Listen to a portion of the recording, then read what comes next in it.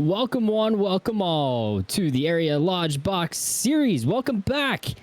We've got some Music City madness lined up for you tonight. Welcome to Nashville, Tennessee, here in the iRacing Sim. You've got a very flattering picture there for me, Harold. I very much appreciate it.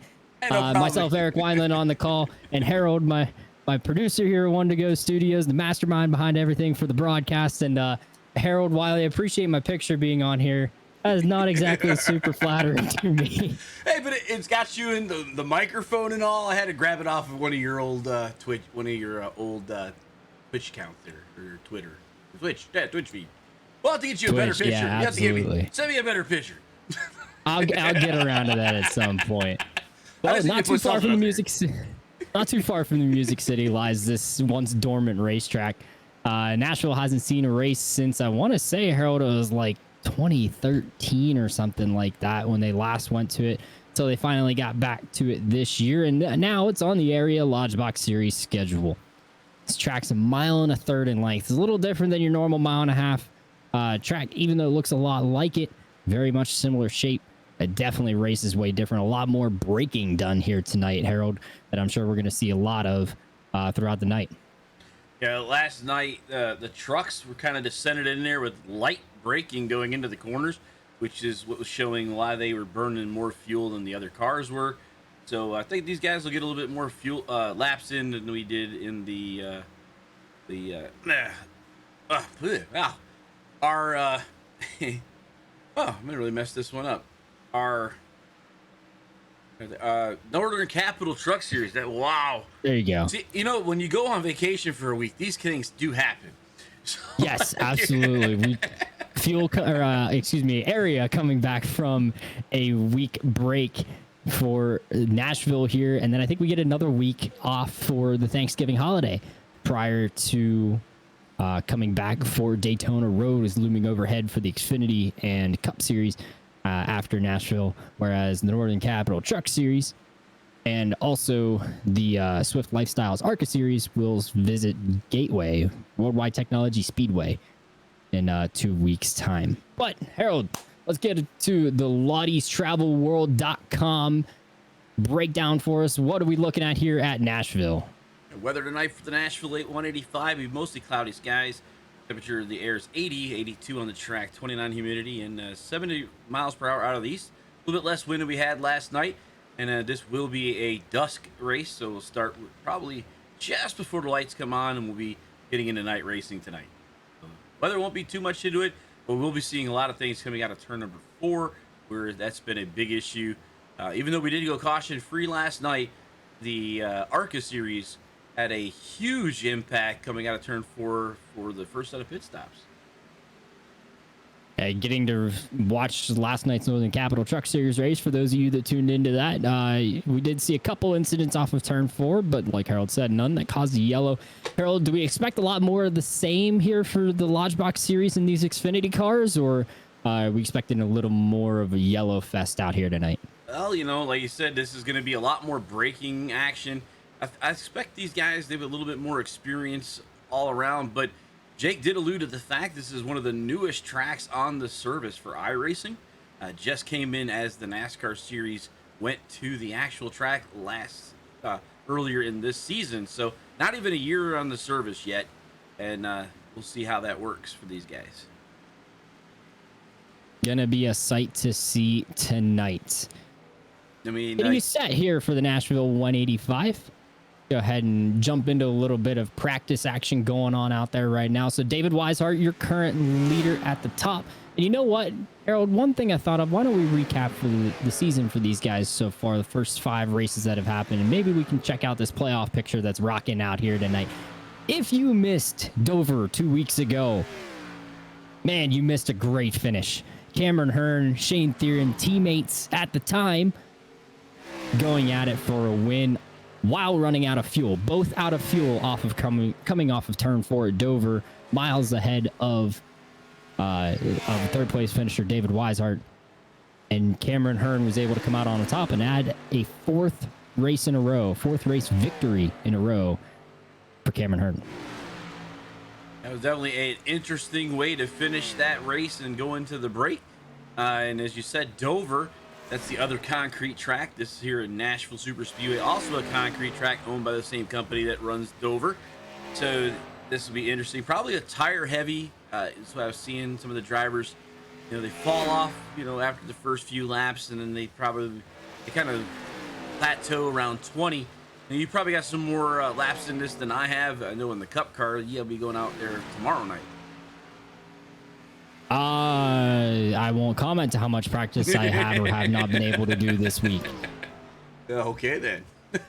But take that for what you hear. Something we will keep our eye on tonight. Alan Elwood having not a great season start so far, only 4 points above the cut there, and then I believe that was James Shane Wolf that's just below the cut. Keep an eye on both those drivers tonight to try to rebound from some early season turmoils.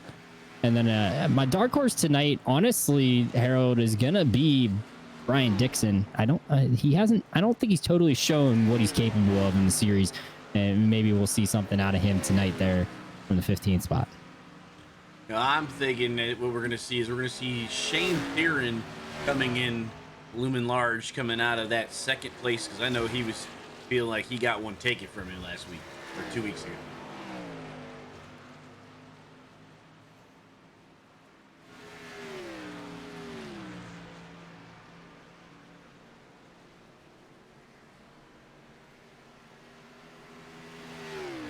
Well, you got these guys coming around here, working the track. He's high above pit lane over David Weishart's car as he goes into his pit stall. About 3.5 minutes left in practice. Kind of centered around so you can keen his look around the track. Our flag man watching over. About 3 minutes left, and then we'll start our qualifying for tonight for the Lodgebox Series Nashville 185.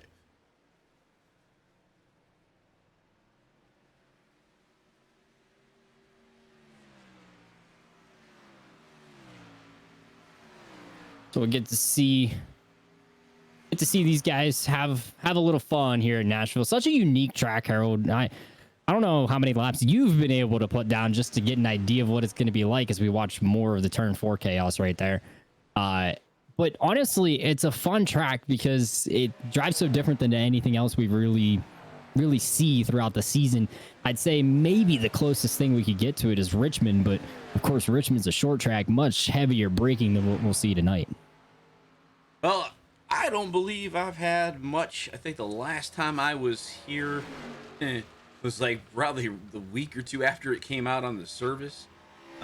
Had a race with a race with the Saddlers, and yeah, like you, I don't want to comment too much about my time on this track. Almost as bad as my North Wilkesboro. I think Wilkesboro a little bit worse than this, but it's definitely a tough track. See a lot of guys that we just saw there, come in hot off of 4. If you don't get it just right, you'll feel either super slow or you'll beat that Turn 4 wall. Yeah, this right here is going to be a great shot throughout the night to see what happens off of Turn 4 with a lot of these guys. We also get to ride on board with a couple different drivers. I don't know if Harold's been able to highlight this yet, but of course we've got the wonderful David Weishart always providing his in-car camera for us week in and week out. And do we catch him while he's vaping? Let's see. No, he's focused. Gotta love that focused face on David Weishart. It's always cool to watch these guys. Whoa, you see that getting a little bit loose right there off of Turn 2. This looks like a mock Q run to me right here for Mr. Weishart, driving the number 2 for Samson Motorsports, the giant flag in the back there. Yes, he is absolutely out of control. Turn 4 catches yet another victim. Almost. I don't know if we'll also have Andrew Player maybe tonight or in-car. I know he potentially submitted something, but we'll have to check that out a little later on. There we go. Driver from Concord, New Hampshire. I love this one because not too many of the drivers in the entire area iRacing league driving VR, but Andrew Player is one of them. Mr. Cameron Hearn runs VR. I can tell you that much. Maybe that's why he's so fast week in and week out, winning the last 4 races. Yeah, Cam usually provides me his in-car cam, but said he's been having issues with his computer here recently and didn't want to put the extra taxing in the machine by sending me the end card. So we see Andrew Player here turn a 30.68. Pretty competitive in practice. Looks like he's a couple laps into his run right now. So getting a little bit of a race run in the final few seconds of practice. And then we'll turn it loose for qualifying and see what these guys are capable of. A couple new faces here in the Lodgebox series that we'll highlight throughout the night. A couple that have yet to quite make a name for themselves in the series that I'm sure we will be talking about for the end of the night. Practice over. Time for qualifying. David Weishart wins practice. He's hoping he can carry that momentum through qualifying and the race. We get to see who wants to be the early birds catching the worm out here for practice. See a couple different guys hitting the track right now. We'll go ahead and take a look at Kyle Sieg. Yes, you recognize that last name, Harold? I believe you said he's the little brother of Ryan. I believe that is correct. I was given that by Jake. Told me that when we were talking about going to Dover for race week next year. He said, yeah, we have Sieg's family member here. So, but I was gonna say something here. It looks like the number 4 of Matt Elverson has mistakenly entered the service as the 13, which is what bumped Mr. Player into the 25, even though he's actually the 13th. And we always get the fun admin mess ups every now and then. So do remember tonight that Andrew Player is in the 13 car in paint, but 25 in the sim. And same thing for Alverson in the 4, but in the 13. Take a look at Ricky Springer. This is one driver, Harold, that always qualifies at the front. Just has that momentum, that kick. So he's our very own front row Joe, huh? Something like that. Maybe Ryan the Rocket or something out there. Always goes out and lays down a great time. So far, P2 on the board. We'll see what he can do with the second lap here down the backstretch. You went with the newer version there with Newman's name, but I remember Joe Nemechek for the ability to qualify up front. In his heyday back when he was with Hendricks and then MB2 Motorsports. So Ricky P4 right there with a 30.63. New leader at the top is Alan Ballacchino in the 70, who hasn't been able to quite break through, I think, for what he expects week in and week out in the Lodgebox series. And maybe tonight's finally the turning point for him. David Weishart completing his second lap puts him top of the board now. 30.434 for the driver from Fredericksburg, Indiana. We'll pick up the 56 of Nicholas Trader, having himself a strong run despite his brother last night, Harold, who I heard Ken handed out another Sasquatch award or something like that. Yeah, that's a big thing for Mr. Cushwa, Cushy as we call him. He gives out the Harry Award. It was actually his brother Drew Trader for connection issues that received last night's Sasquatch Award, which for the Harry situation, they're basically getting caught in something not of your own making. Internet likes to do that to you, does it not? Nicholas Trader getting his first lap completed right there. Now he's up to speed. We'll see what he can do for a flying lap. Harold, Nicholas is kind of using what you expect tonight, but I mean, will this groove widen out at all? Will these drivers start to move it up? I think they'll be all over the racetrack trying to find stuff in that first green flag pit cycle. This is usually what we've been seeing out of the Xfinity drivers, kind of seeing what works and then racing the second half to the end of the race. That's usually how I usually attack a race, and that's usually how we get long green flag runs, is by guys being a little bit patient. As we have Mr. Player currently in the 8th spot as he crosses the line in the second lap there and improves just slightly to the 7th position. Missed out on Nicholas Trader going to the top of the board by 1/1000th of a second. He nips David Weishart from the current pole position. There's Justin Levine making his Lodgebox Series debut tonight. Our highest iRating driver in the series now. He currently sits P9. Looks like he had a decent first lap and then probably lost it on the second lap.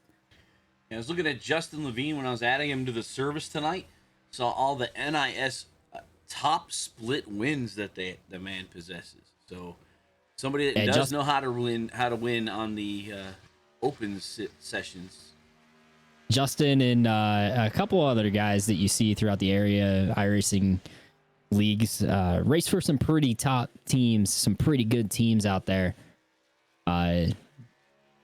Come to mind, Alan Balancino running for Nexus, I believe, right? And Justin out here, I believe he's still a part of BDE Legacy, who had a pretty decent showing last night, including a winner and a P6 finish in the Contender Series at Auto Club last night.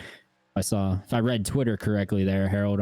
Social media isn't exactly my number one place, but Twitter's where I go for all my source of news. Yeah. Speaking of Twitter, don't forget to follow Area iRacing Leagues on Twitter at Area iRacing.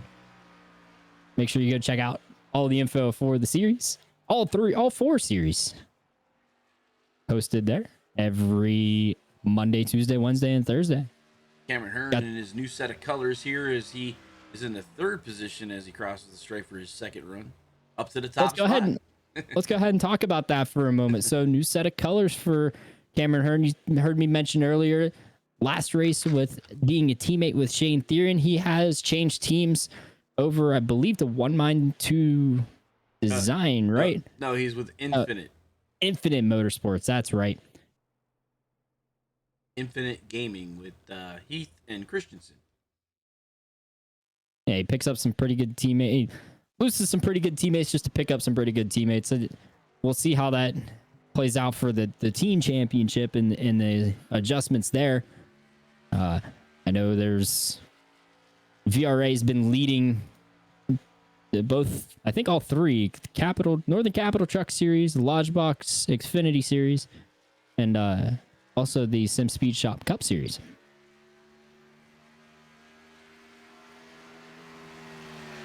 So race control now getting the chance to go through the meeting. Let's ride on board here with Shane Theron.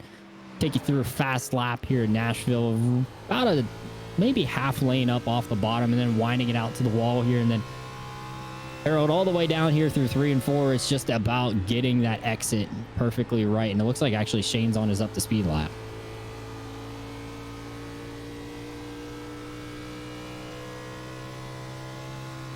Use that high off of 4 to get the big run to the line.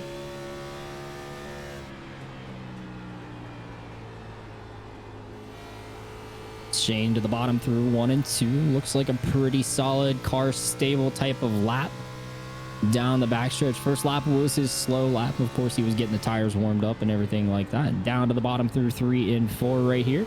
Driver from Lewiston, Massachusetts. We'll see what he was able to pull out here if he stays out of the turn 4 wall. He does. To the start finish line, Shane Theron with a 30.584 moves him to P13 on the board. Pretty solid showing there from Shane. And now the driver who's probably had the worst luck in the series, Harold, Alan Elwood. Definitely finding, well, like we talked a little bit earlier, what the Sasquatch Award means to the truck series is getting caught up in other people's stuff. And if you're a driver and you've done officials, anybody who's been watching us in iRacing, there just seems to be those runs of bad luck you get where you just, wrecks happen like just in front of your bumper. We had a thing happen Monday night where the leader got taken out by a car pitting off the high line. You don't expect those kind of things. You're running your race, just trying to wait till he's got to go down to the pit stop, and you see a car come from the high line and cut right across to the pit lane. That's getting caught up in other people's stuff. I think Alan's seen a lot of that this season so far. Absolutely. Not a lot of room to race at some of these tracks. Dover is it seems wide, but it really doesn't race wide. Nashville, I feel like, is another one of those places. Pretty much the only places you really have to go are on the straightaways. You get a little bit of range, including having to go through the grass if you need to, which is something we saw last night in the Northern Capital Truck Series. Garrett Grant going through the grass to make sure he got second place after an incredible finish. Once again involving Cameron Hearn, but Cameron Hearn was not the winner. Brad Slaughter Jr. taking that checkered flag last night. Yeah, the interesting second and third spots last night decided by going through the grass, which was very interesting at the end of the race last night. And we're being corrected that that was Maine, Lewiston, Maine. Yep. So that's on me. I read that. I thought I read that wrong after I said it. I'm not too big on the initials. I'd have to go back and look myself.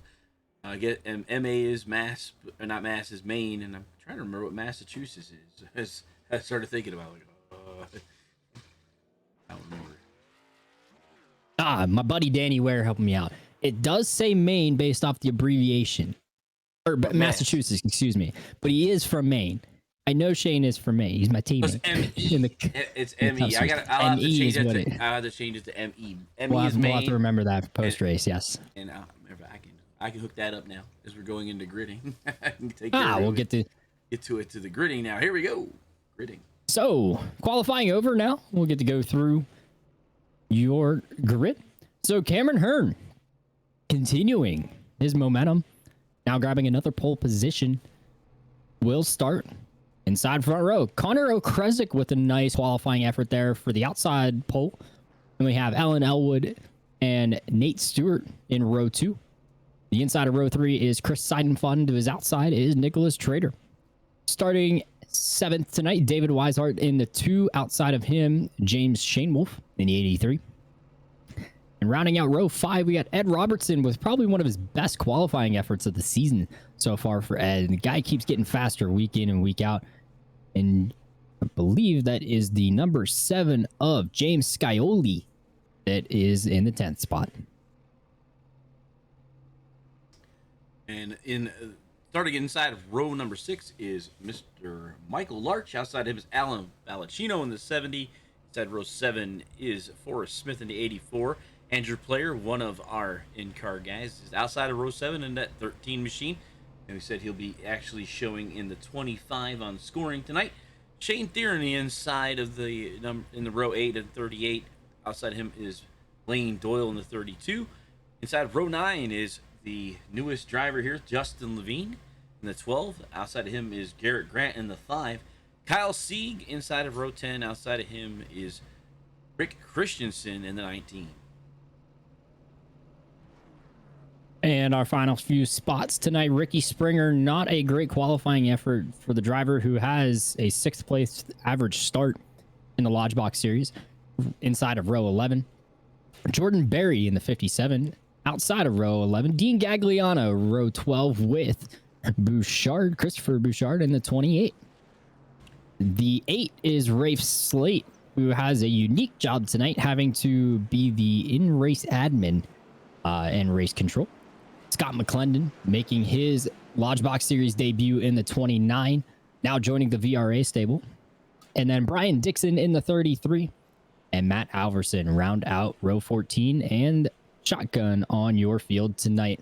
Pace car pulling away down the backstretch here, Harold. Final thoughts before we take the green. It's gonna be interesting seeing these guys race here. Like I said, you said you were talking your dark horse pick, and I said I'm still looking for Shane Thieren to get his first win, all the way back in 15th currently. And I would say don't be surprised if James Shanewolf in the 83 finally pulls one out tonight. Get to bring you flag-to-flag coverage of the Nashville 185. With the pace car pulling off right there, the field is in the hands of your pole sitter, Cameron Hearn. We will get the race underway. Green flag flying in the air right there. Cameron Hearn fires off early, and we are underway from Nashville.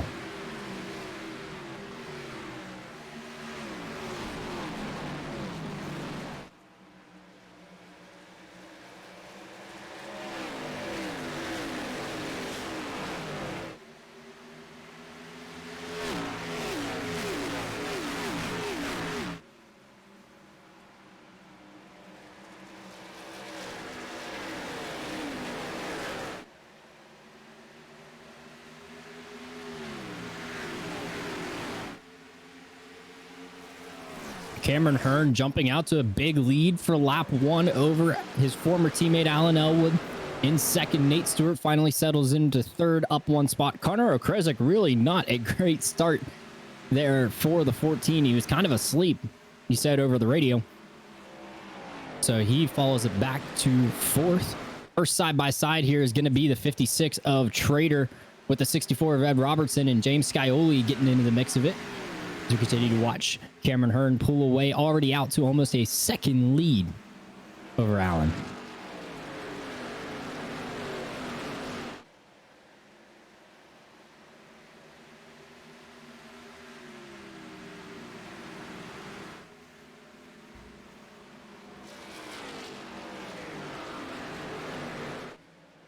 So, Harold, something we didn't cover tonight is our fuel window. I believe these drivers can get close to 60 laps here on a tank of fuel. Or, excuse me, they should be able to go a little further than 60 laps, I would think. I'll go and try to make my rounds to take care of that. I'll let you know here in a bit. But now we're still looking at the race leader, Cameron Hearn, off to a whole second ahead of Elwood and Stewart.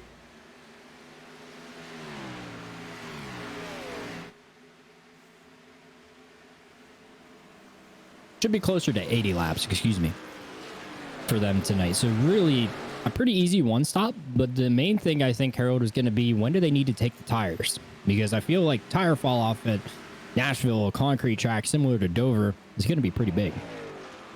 Most likely will be. We'll have to keep an eye on that throughout the system tonight. We're going to continue to watch these.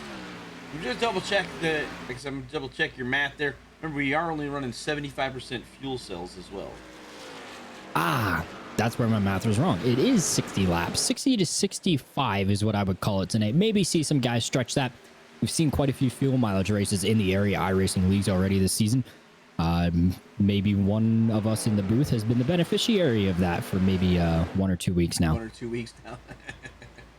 Something like that. I won't say that my wins in the Cup Series were totally on speed. It's continue to watch Cameron Hearn out front here, back in the pack. The number 2 of David Weishart battling away with his teammate Chris Seidenfaden, and he's got James Shanewolf in the 83 behind him. Working down into turn 3, the back of our picture there.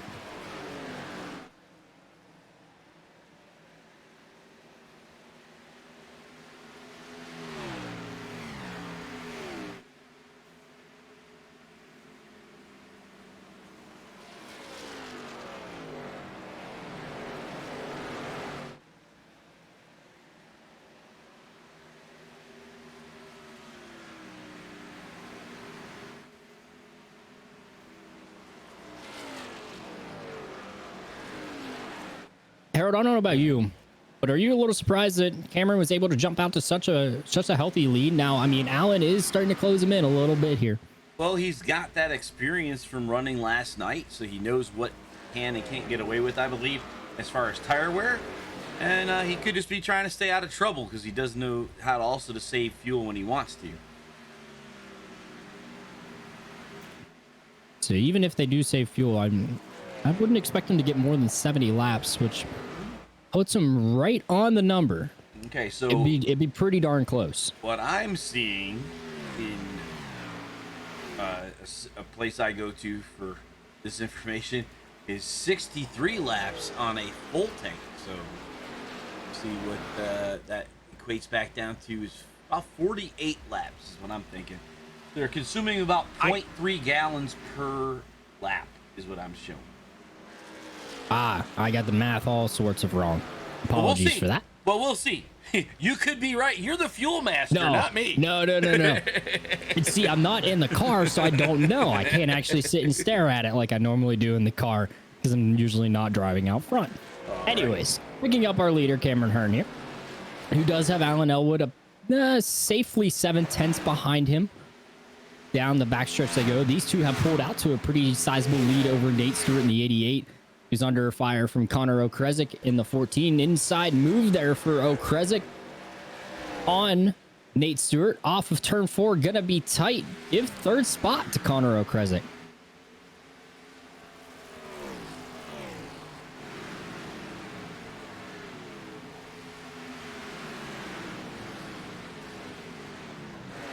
nice little group here, like nose to tail almost throughout the entire set of the field, with only Hearn and Elwood on a breakaway. Everybody else nose to tail all the way back. Got some bad news for you, Harold.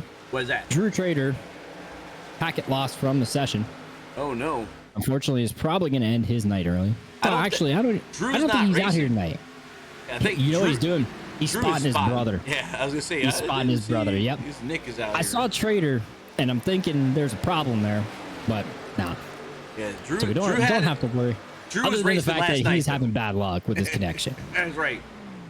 But he was racing last night, and he had that issue. But yeah, Nick Trader just lost a spotter, basically. Not a real big deal, but it does help out. I mean, how does that? I mean, Eric, I know you've been in people's here before. How much benefit is it to have a real life spotter / crew chief in an iRacing event such as an ARIA iRacing night? I mean, I wouldn't call myself a real life spotter, but definitely having an extra voice that's not the sim to hear is very nice. A lot of the time you'll see spotters actually take over and prevent any other sim assisted spotting done in the sim, and just let the person take over. I've done it a couple different times for some people. Most notably, I had fun doing it for Chris Overland when he was in the Pro Series last year. Also, some of the special events. Chris was nice enough to invite me on board to spot for him, and felt like it was a pretty good time. Being able to get so much more information as a driver is huge in circumstances like that. Knowing where to go if there's a wreck in front of you, knowing what's going on around you when certain drivers are reaching for a high line that might be coming in at a later point in the race, stuff like that.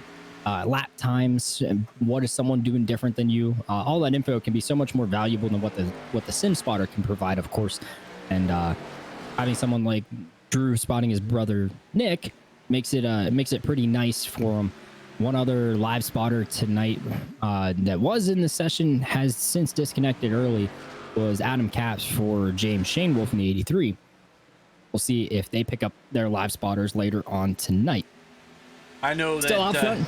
Doing the endurance system for the road courses, it's almost a necessity to have somebody, like, because you start to drone out after those really long stints. You need somebody to talk in your ear, like, all right, you're pitting this lap. Yeah, once you start triple stinting tires in the Daytona 24, yeah, absolutely, you need that extra voice in your ear, especially if it's the 2 a.m. graveyard shift. So Cameron Hearn starting to be tracked down by Alan Elwood slowly, about a tenth every couple laps or so. It's now down to just inside of 5/10.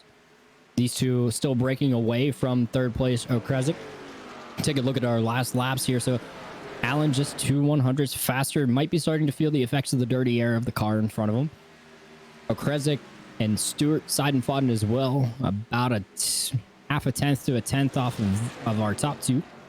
It's a pretty big difference there already in the field, getting spread out because of it. Well, if my math is correct with the 48 laps of fuel, and that's with them not playing any trickery, like you're talking about the clutching and the getting off the gas and stuff. You know, I call it little, not really trickery, but I guess fuel conserving methods. That 48 is at full pace. So these guys that may have been reserving for some in the back behind people, they may be able to go further. But I would think that 48 to 50 would be a great time to come in to split this into thirds and have an extra set of tires for a late race caution if needed. Yeah, these drivers only get 3 sets of tires sitting in the pits for them. And of course, they start on the 4th set.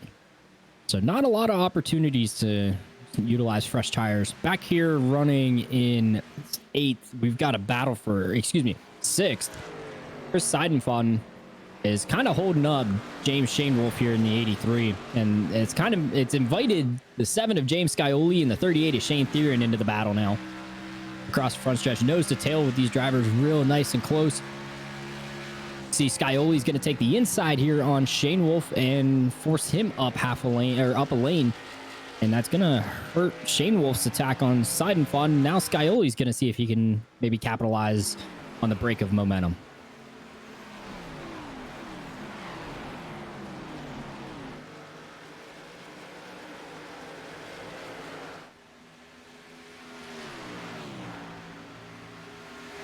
biggest bunch of guys together. The number 7 dropping low.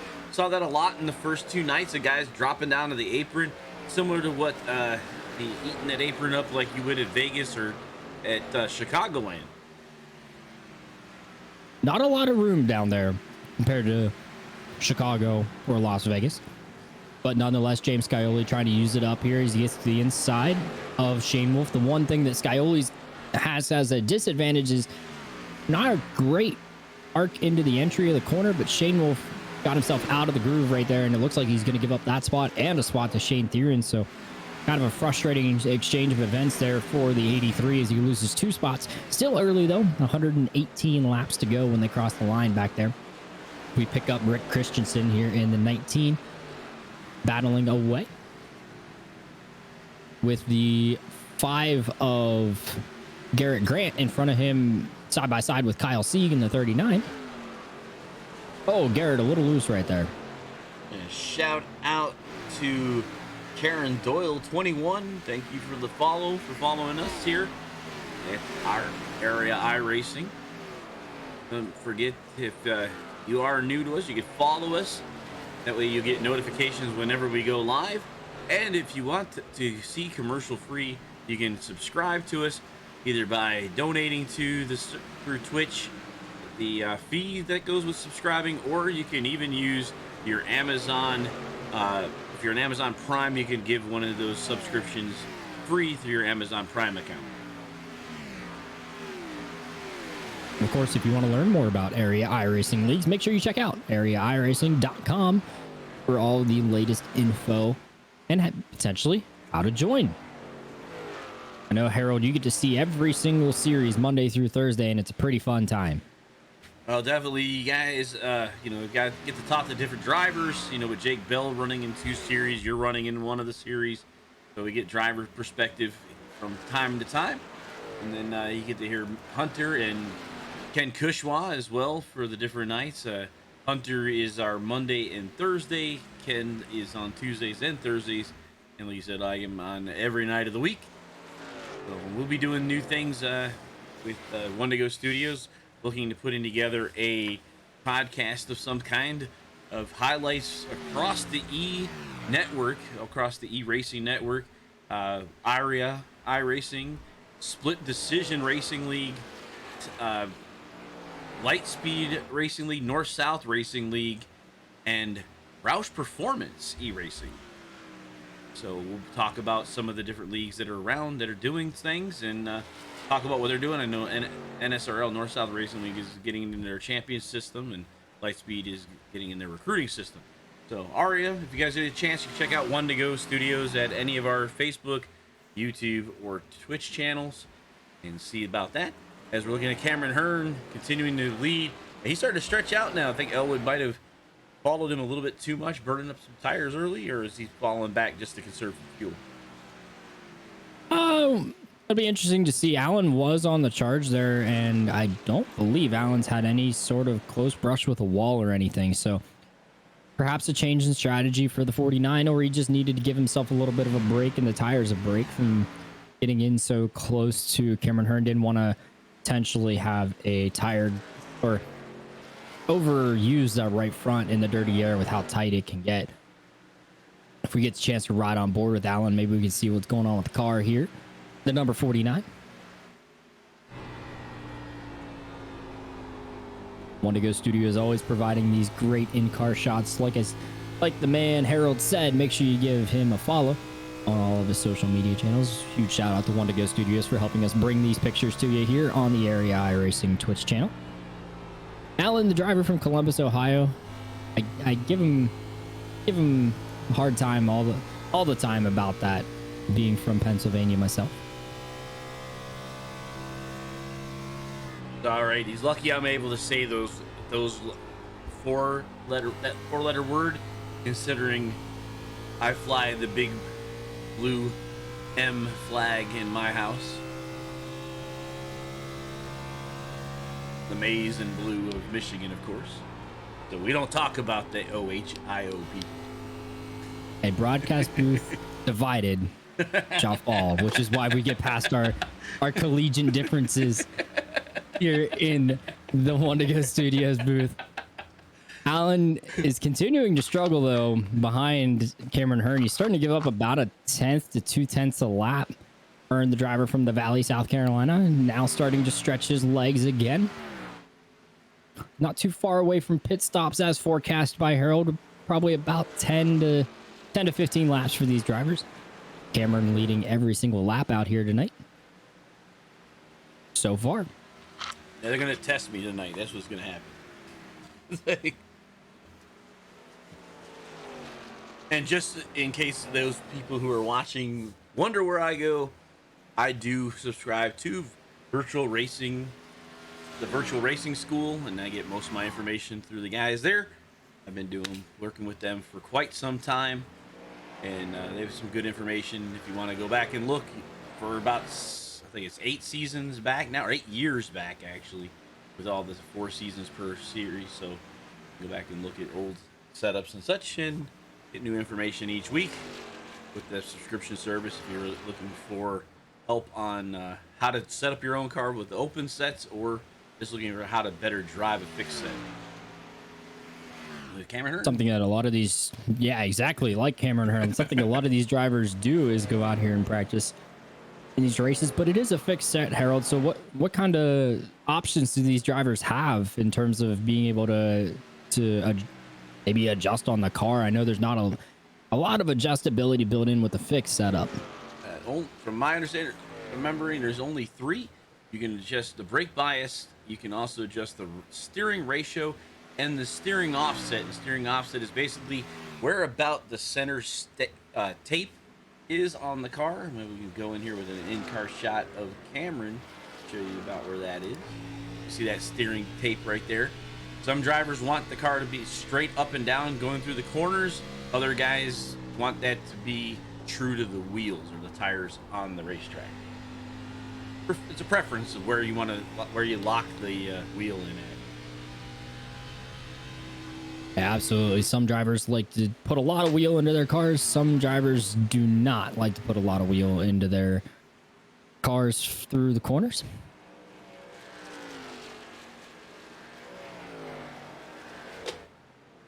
Radio chatter is wanting a little bit of a water bottle caution, which is not something that does exist, but the field starting to get spread out a little bit. I can understand how some of them may have thought they've used up the tires the wrong way and want to get on some fresh ones here soon.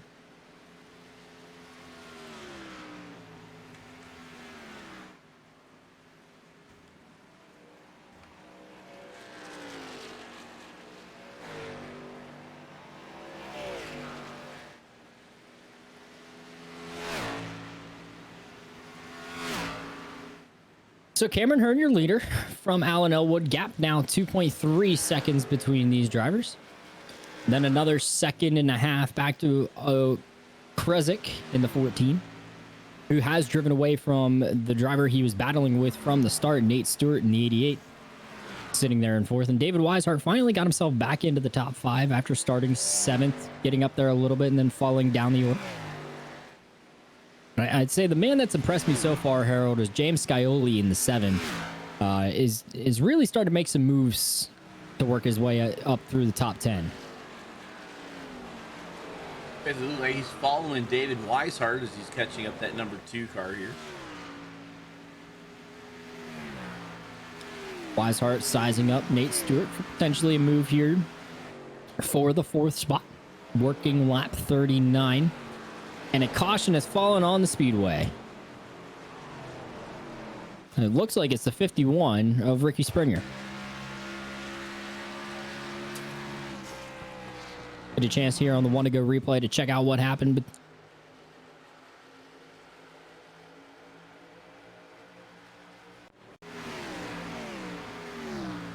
we picked up the 54. That is Chris Seidenfaden. Not sure where Ricky Springer. There he is. Oh, doesn't look like it was a very good sequence there for Ricky Springer. Well, turn 4 has finally claimed its first victim tonight, it looks like, Harold, as we were going on the rewind there. I'm just trying to make sure I had it there, looking through my Consistent there. Yep, turn 4, and then coming right across the track. And the caution comes out right at the start-finish line for the front stretch fans. Doesn't look like he hit anything other than probably scraping that wall out of turn 4. So Springer will want to get a set of tires slapped on it and get it going again. But turn 4 wall finally claims his first victim. And now all those drivers that were complaining about wanting a caution finally get one. And everybody coming down for that fresh set of tires. We'll see who wins the race off of pit road. Well, this As is kind of Cameron amazing. Hearn leads him down. 41 laps have gone. We said they can go up to 48. And now this basically puts them with just shy of 100 laps left. They're going to really have to stretch it out if it goes green throughout the race. The rest of the race. Harold, I think you just saw this race turn into a fuel mileage race. That's what just happened to us, right? Now they're going to have to play some games, as we say, the clutching and something. Absolutely. Off of pit road, Alan Elwood gave it a shot, but Cameron Hearn was able to come out the leader. Nate Stewart up to third, passing O'Kresick right there. After Nate was almost going to be passed by David Weishart before the yellow. Weishart does still come out 5th. James Scioli maintains his 6th place. Chris Seidenfeld in 7th. Shane Thier in 8th. Michael Larch in the 6th has moved himself to 9th. And Justin Levine, making his Lodgebox Series debut, has reached the top 10. We had 3 drivers already out. Kyle Sieg, Andrew Player, and Scott McClendon. Not sure what happened to those drivers, but they're like 6 laps back, 21 laps, and 24 laps back. So this happened quite a bit before for Andrew Player and Scott McClendon. The Player dropped out with 0 incidents. I'm not sure what happened to his car.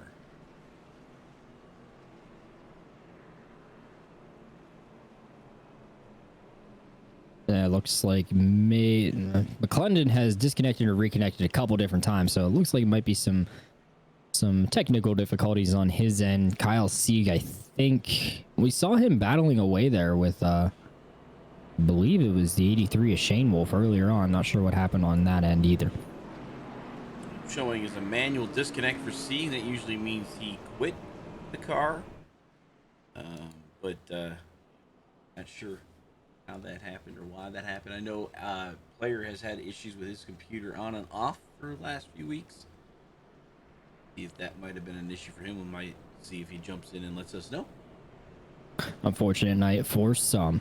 While we have a moment here on the area iRacing channel, we'd like to take time to thank Russ Anderson and Steve Anderson of Northern Capital for their support of the Northern Capital Truck Series. Make sure you check out the Northern Capital Truck Series every Tuesday night, save for the weeks off during the holidays, like next week. For some of the better racing we get here in area has been in the Truck Series. They have been consistently pulling the biggest fields in the league, Harold, and it's been a mighty fun thing to watch. And I know sitting in the admin tower, getting to race control those races, they definitely have a good time every Tuesday. But again, thank you to Northern Capital and Steve and Russ Anderson for their support here at Area. Yeah, the Truck Series has been giving us probably our best, our largest fields and our largest spectating pool. I know Kushwa and Ken Cushy really likes to talk with our viewers, and you know that's with any of our series. If you're in the Twitch channel and you have something to say, we like to hear it. You know, it is an interactive broadcast. It's not us talking to you. You know, I kind of wish it was like that in real NASCAR. You know, you'd be able to talk to Darrell Waltrip. Here, let me send a text to him real quick. Like, we'll answer you. You know. Hey, there was a little bit of conversation about that with on the Dale Jr. download. I don't know if you got to hear that. When before Junior got to be on NBC, he used to text the guys, Letarte, Burton, and even Rick Allen, while they were doing the broadcast for the race. Something we get to enjoy with Twitch chat here with all of you tuning in tonight. Race car getting ready to make its hard left turn. There it goes, and Cameron Hearn's going to fire us off early, back under green here at Nashville. With this new kind, let's give I Love It Loud.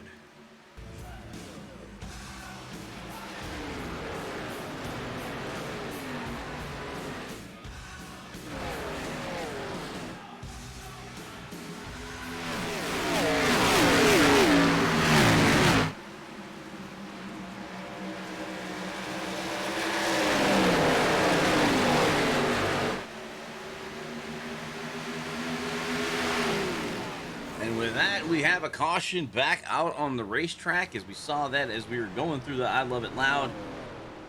Looked like Lane Doyle. Let's try to see if we can grab that here.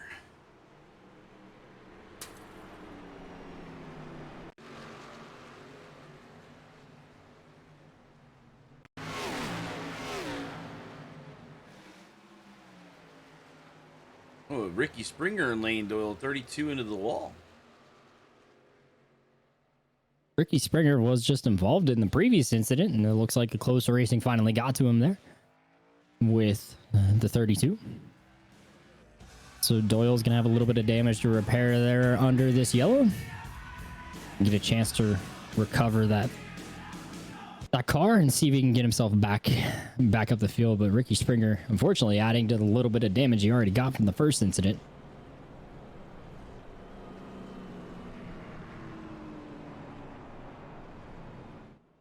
We go and we call for I love it loud, and then we got a nice loud smack into the wall. So, yeah, absolutely. Pretty straightforward question here, Harold. Do we expect any of these front runners to pit? No. Not at all. They'll save enough fuel under here. I mean, we probably see hear Cameron Hearns clutching that car, maybe. Yeah, definitely. With those limited tire sets, I feel like some of the strategies get opened and some strategies get shut off. And Cameron Hearn making sure he saves his fuel. He's clutching that. And I'm listening into the car. You see the RPMs. It just drops down to under 2,000 there, and he's just coasting.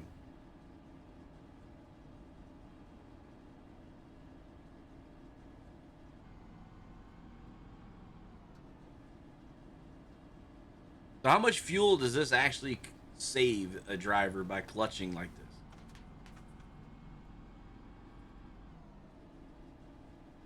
Well, they say for every lap under yellow, the equivalent of running... All right, I'm going to make sure I get my math right here, Harold. It's a 2-to-1 ratio, right? Yep. Every 2 laps under yellow is the equivalent to running 1 lap under green in terms of fuel usage. Right. It's about half the fuel usage as you would under green when you're under yellow. And that's just under normal pacing circumstances. I'm sure things like clutching, cutting the motor out completely, and shutting the ignition off definitely save a little bit more for these drivers. And I mean, even Nate Stewart deciding to use the apron behind Cameron Hearn here to just keep a little more of a tighter radius. Less distance to cover means less fuel used. Race control issuing an EOL penalty to Lane Doyle for the last little coming out. We're at 2 cautions early in this race as we are at lap 47, 46 down as we're coming to the stripe here to finish lap 47.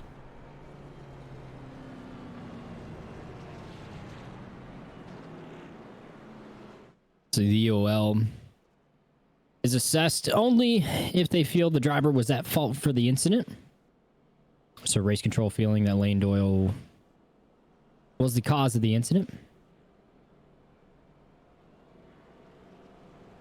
If you have not been watching the RAI racing, the flags are controlled by the simulator, as Eric's one of our race controllers. Race control then will look at the replay and determine if a driver was at fault, and it's usually pretty. You guys do a pretty good job of this. If it's close, you guys usually call it a racing incident. You don't really get into it, but if it's obvious that one driver was at fault, then you guys issue that end of the longest line penalty. And I'm sure you talked to the drivers after the race about it as well. That's one nice thing about live race control, is getting the opportunity to make sure that the race is called correctly to what we expect a race to be called as. So something you get to take advantage of here in the area iRacing leagues is that we have enough people for some race control on different nights. Of course, most of us drive in other series on different nights, but it's just something to help us pass the time and be involved. And very much thank you to Jacob Bell for making sure all that was lined up and making sure that we have ways of participating outside of just racing. Pace car going to peel off one more time. We're going to go back under green here at Nashville. And Cameron Hearn leading now. Nate Stewart on the outside. David Weishart following close in third. It's another driver that's looking for his first win. The number 2 of David Weishart. He's been in the top 5 almost every single race. And just something usually happens that cycles him out. He's one of the drivers that maybe needs a better fuel calculator, because I know he's been the victim of a fuel runs a couple times in the season thus far, but has usually one of the fast cars, if not the top 5 every single week. Absolutely. Want to clean up one thing here really quick as Nate Stewart's going to go for the inside move on Cameron Hearn. He's going to take the lead from Cameron Hearn. That was a Nate, heck of a pass. and he's driving it sideways off of turn 2. What a pass. Cameron's not going to give it up easy. He's coming back for it. Sliding up in front of the 88. Down to the stripe. Give that one to Cameron. Nate Stewart's not going to give up the fight either. He's going to go inside, outside, back to the inside. Comes the 88 to the inside of the 15 of Hearn. Nate Stewart doing everything he can to try to take control of this race and get his car out front.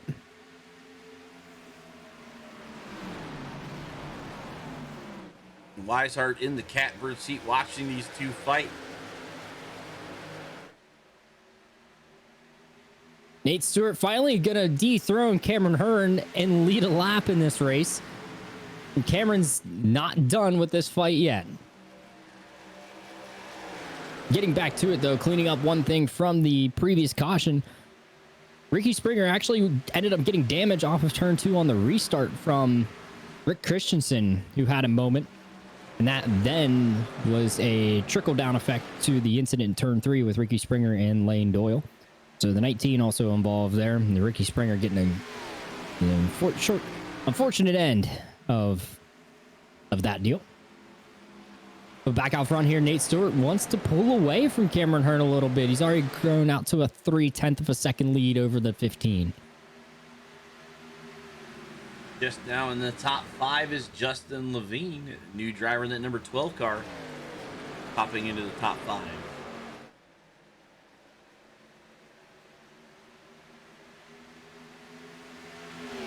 Cameron all the way down, almost in the grass of the apron there.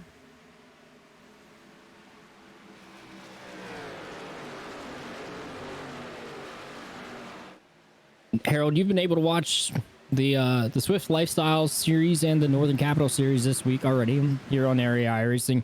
How important is it for the trailing car to try to get some clean air on his nose for these early laps when the tires are fresh and trying to keep the gap down and potentially go back to attacking? These guys, they've been offsetting themselves almost on the corner entry. I don't have a lot of experience in the Xfinity Series in a while. And I've been hearing from you and some other guys the dirty air is an issue, and that's why I see these guys are staggering up. But the 88 just seems like he's kind of taking the page out of Cameron's early pages of finding that clean air and just taking off, setting sail. The 15 not been able to close back up. He's now trying to make a liar out of me. He's coming up on him now. A clean air is definitely going to be important to keep the speed in the car. You don't want to be burning up your tires early in a set, and if you're behind somebody, you're definitely putting more wheel in it than you want to. So we'll see how Cameron Hearn now manages not being the leader. One that has fallen away, Harold, and I think it might have been due to a pit road penalty. We don't see the 49 of Alan Elwood. Alan Elwood came down. He's been down pit lane 4 times. I think he actually went down for a splash and go. I'm showing that he pitted 9 laps ago during that caution for a splash, 5.2. So it might be by design that he put himself back there.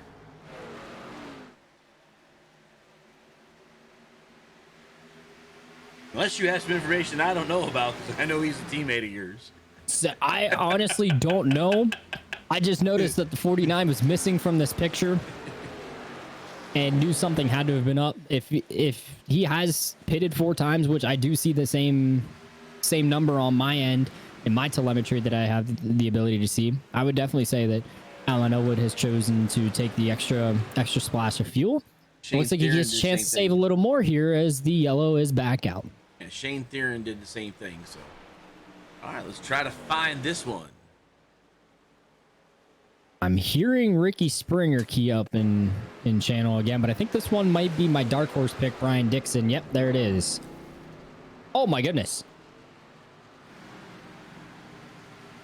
I had to run that one back.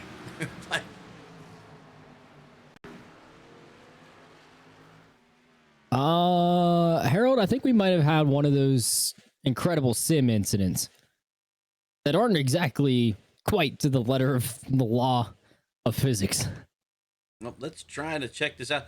What I'm seeing here, let's see if we can get here. There we go. From far chase here. Try to run this back with the 51, as you see in there. And Dixon is on the high side. It looks like Dixon actually has some internet issues if you watch here.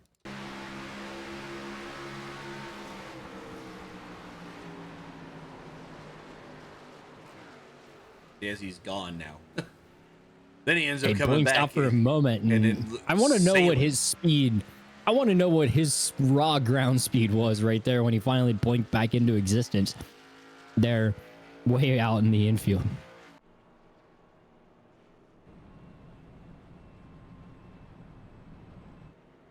We'll have to get a chance to maybe see that on our ends in the sim later on tonight. Definitely. Meanwhile, another yellow. Yep. I don't know, Harold, here, if anyone thinks about even a fuel stop. I know they're getting a chance to save more fuel here under yellow. It'll be 80 laps left here, so they would have to come back down again one more time. So I'm thinking they're going to try to get this up towards the 100 before they come back down, the leaders. Some people in the back are probably going to take advantages for fuel. Some may even take tires. Jordan Berry on pit lane right now, coming off on a 39.4 stop. Probably some damage being repaired on the number 57 machine.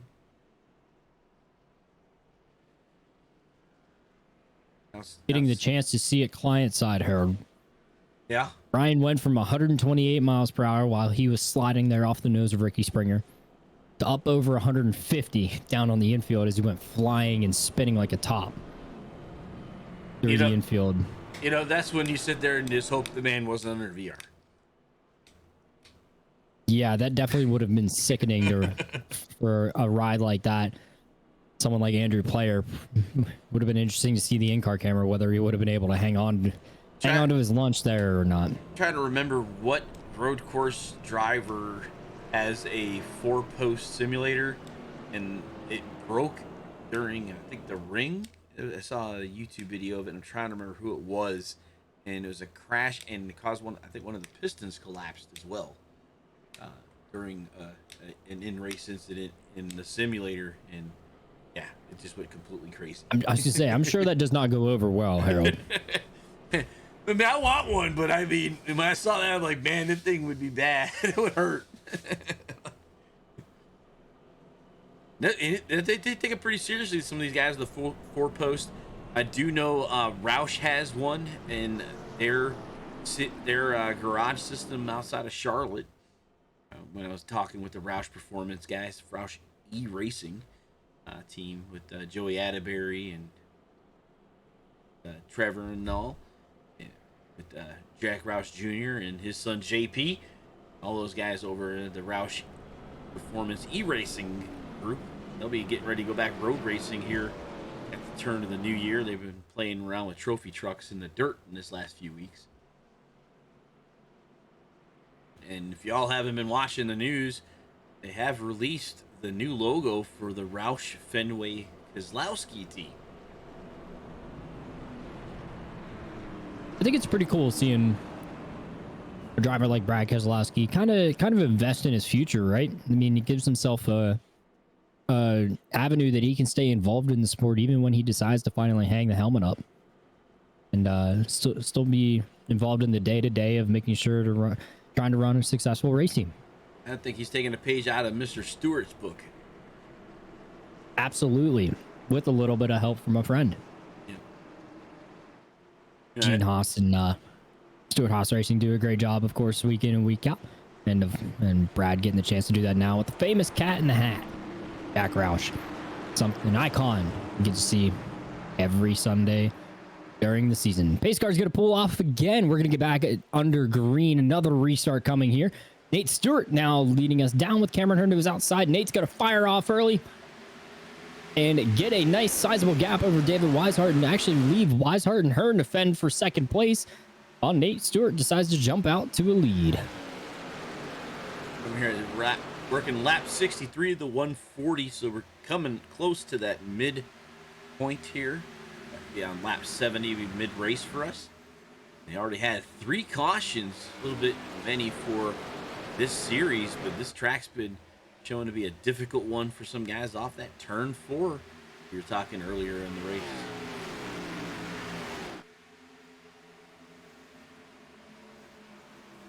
David Someone back in the now. pack there. Out the wall off of turn 4. I definitely saw that in the back of our picture. Weishart now gets himself clear for second place. He's not going to give it up easy. Cameron Hearn's not going to give it up easy, though, Harold. No, he's right there. Going to continue to fight. Now, when these tires go through a cycle, they've got to over 20 laps. It's about just shy of halfway of a run. When they cool off from being under a caution, what's that do to a set of tires there? As a driver, what do you got to worry about when you get back up to speed again? It's not necessarily that they were able to cool off and you need to heat them back up again, as much as it's the heat cycles.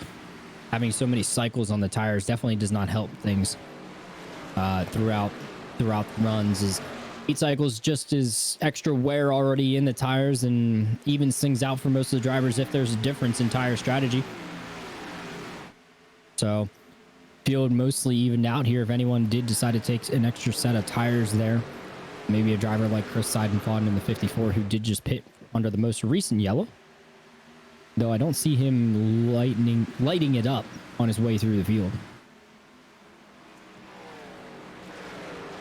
I'm not sure if there's tires on that 54 or not.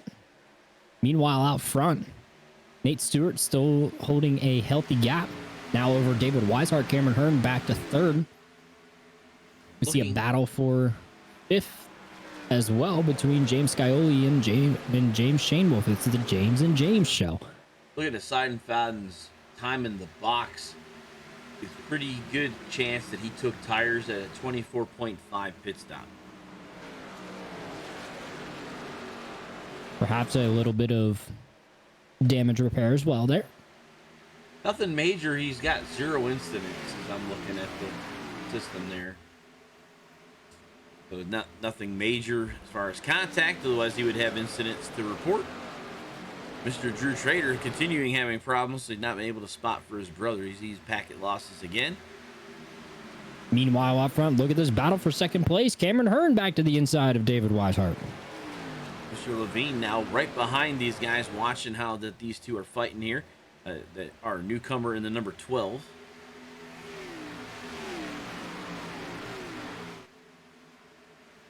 It's kind of interesting. We're still getting new drivers in the ARIA iRacing system, even though they're not able to meet the criteria to make it into the playoffs at the end of the season. I can give you some insight into Justin Levine. Well, go for it. Having the pleasure of have once been a teammate with Justin on a pretty fast race team out there. Justin's definitely one that loves NIS, especially open racing. But NIS just ended last week with the conclusion of the NASCAR season. So to fill the NIS void, Justin has found area and decided to come out and race here in the area iRacing leagues, choosing the Lodgebox series here tonight. And honestly, Harold, I feel like these are the cars you want to drive, right? Decent amount of horsepower, low downforce. Got to be off throttle quite a bit, especially at a place like Nashville. Even using the brake a little bit getting into these corners. Yeah, these cars and the ARCA cars are the driver cars, as we say. Cup car kind of, the way the package is in iRacing, especially in the fixed series, feels like things on a rail.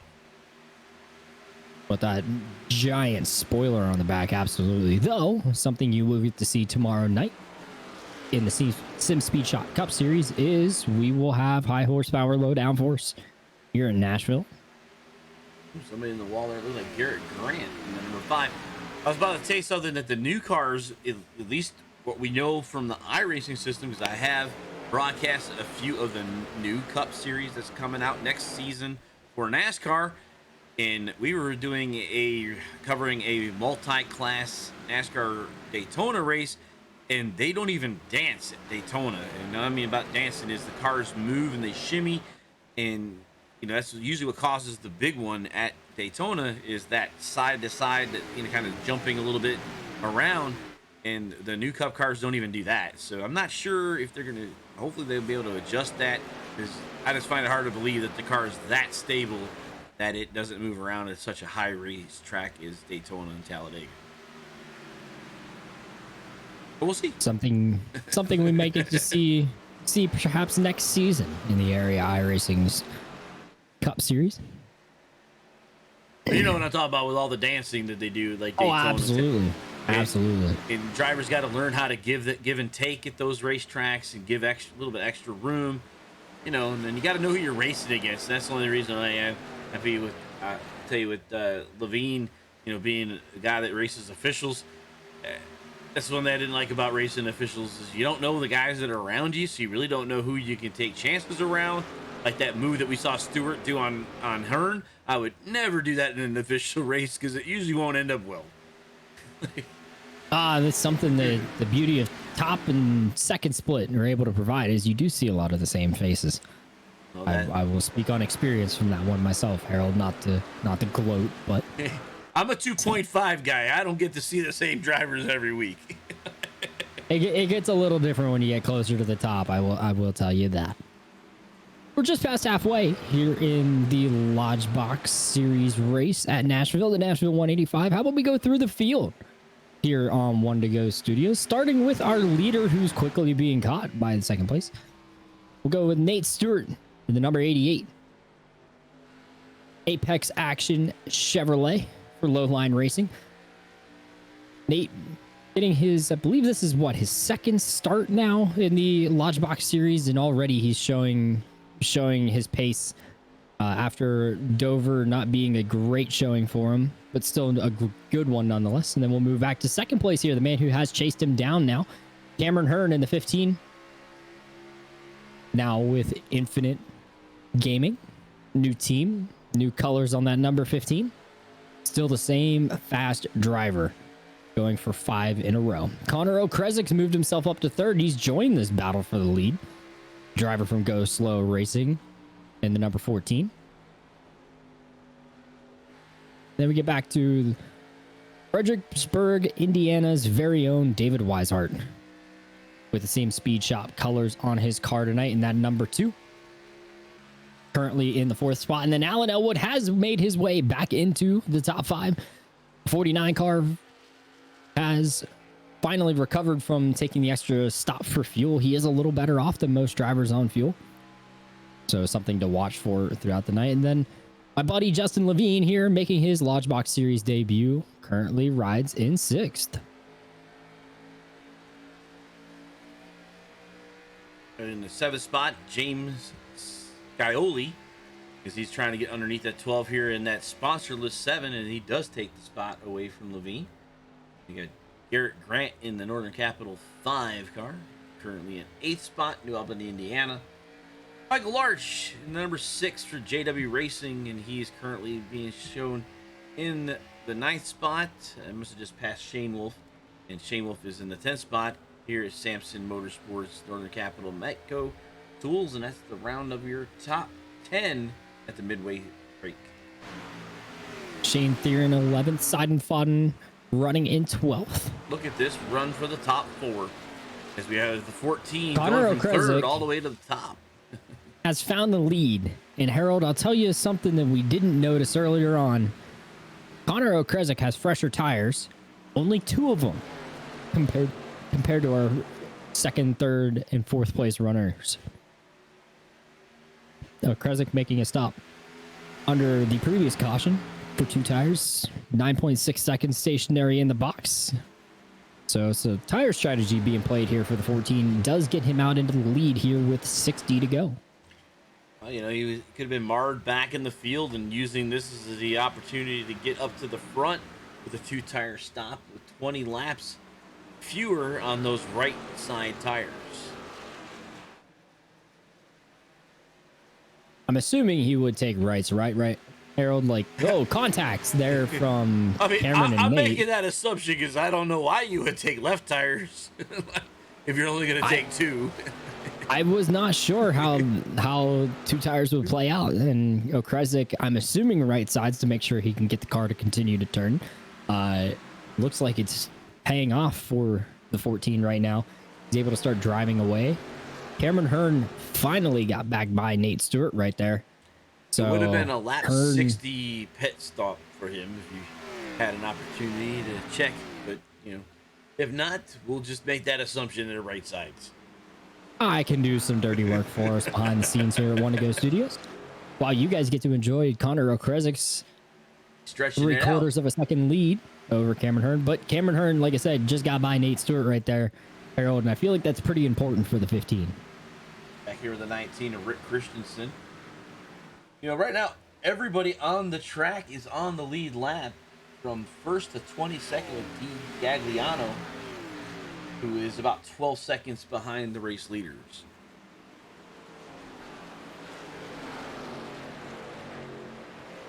Some expert level pit reporting tells me that the 14's had his right side lift up on pit road. All right. So he definitely is on 2 right side tires. Well, you know, I was just making an assumption based on what I would do if I'm only going with 2 tires. I think the only time I do a 2-tire left stop, it might be a Daytona or something after like doing triple stints on them. Yeah, we'll have to see how that strategy decides or plays out for the 14. Definitely have to check that out. Watch it here with the 2 and the 88 now with Weishart on the back bumper of the 88 of Nate Stewart.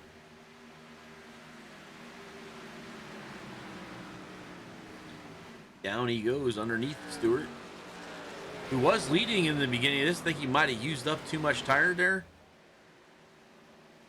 I believe Nate Stewart might have burned off a little bit too much early on with the battles with Cameron Hearn, and Cameron deciding to be patient has finally paid off. Same thing with David Weishart. So Nate might be in for a little bit tough sledding the rest of the stint until he's able to come down pit road for another set of tires. They have, save for Connor Okresic, the drivers up here at the front have 2 sets of tires remaining in the pits, and they definitely have to stop one more time.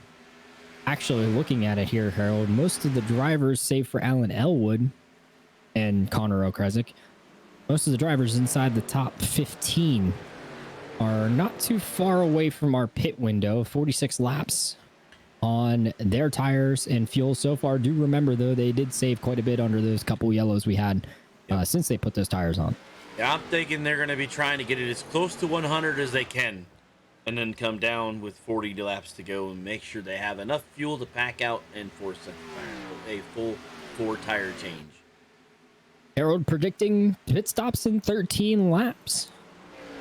Sometimes I'm right. Sometimes I'm not. We'll have to see how that plays out. One thing that's definitely right, Harold, is Swift Lifestyles. Fans, be sure to visit our Swift Lifestyles website and our sponsor, Swift Lifestyles, for clean supplements that help you improve your focus while gaming. Use discount code Area iRacing for 15% off your entire order. Huge shout out and special thank you to Swift Lifestyles for their support of Area and the Swift Lifestyles Pro Series every Monday night in the ARCA car here on iRacing. Thank you to Swift Lifestyles.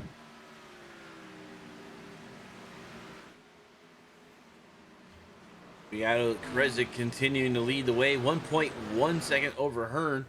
Eventually, these tires are going to cycle, and then they're going to plateau like everybody behind him. How much more good does he still have in those tires, do you think, there? Well, something that we have the beauty of looking at, Harold, is those lap times that each of these drivers is running. And the switch just flipped about, I'd say, a lap ago. where Cameron Hearn is starting to run and lap just a little bit faster than Connor Okresic. Okresic has a 1.2 second lead right now, so I don't know if he's trying to pace himself at this point. But Cameron Hearn running a 31.601 to Okresic's 6.41. So 400's the difference that lap. Now a 10th of a second difference between the two. I think that switch finally flipped there for the 14. But we are not very far away from pit stops, like you said. So this strategy may still be one that's going to play out well. Yeah, looking at about, I'm gonna say about 9 more laps or so. We'll see Cameron Hearn, Weishart, Scioli, Stewart, Levine, Larch, all coming down with Shane Wolf in that group as well. I'd say the pit window definitely just opened up. 49 laps remaining. If Harold's calculations were right, 48 laps was about the maximum they could go while pushing under green. So that pit window definitely now open. And we see Hearn starting to really close the gap in from 1.2 seconds down to 0.9 seconds. First call over the radio for a pit stop is the 54, Chris Seidenfaden, who was running 14th. You know, that's one thing as a driver, you know, I'm not sure about you. Maybe you can chime in here, but as myself, I want to do the strategy to where I do the saving in the beginning of the race, and then I can go all out for the last pit run. I mean, what about you, Eric? I know you've run quite a few fuel runs here. It depends on how the strategy plays out. Cleaning up one thing, we also had 2 front runners pit. Justin Levine in the 12, the 88 of Nate Stewart coming down pit road for service as well. So the pit stop starting to happen. Alan Elwood now in the 49 hitting pit road. But to answer your question, it all depends on how the run's going to play out. I will say that one of the cup races, I believe it was Las Vegas, we had to run pretty much the entirety of the run saving just to make sure we got to the end. Auto Club, there was a little bit of leeway in being able to kind of run hard those last couple laps, and we saw that with the battle that I was able to partake in with Cameron Hearn and Jacob Bell. But Las Vegas was kind of a different story, and you had to hit the fuel number right on the head while saving to get to the end of the race. So we'll see how that plays out for some of these drivers tonight. But inside of 48 to go, I'd say these guys are definitely going to be good to go on fuel from here.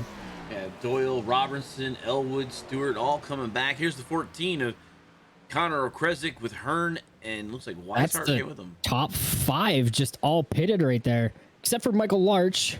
We've got Okresic, Hearn, Shane Wolf, Weishart, Scioli, Grant, Balancino on pit road right now.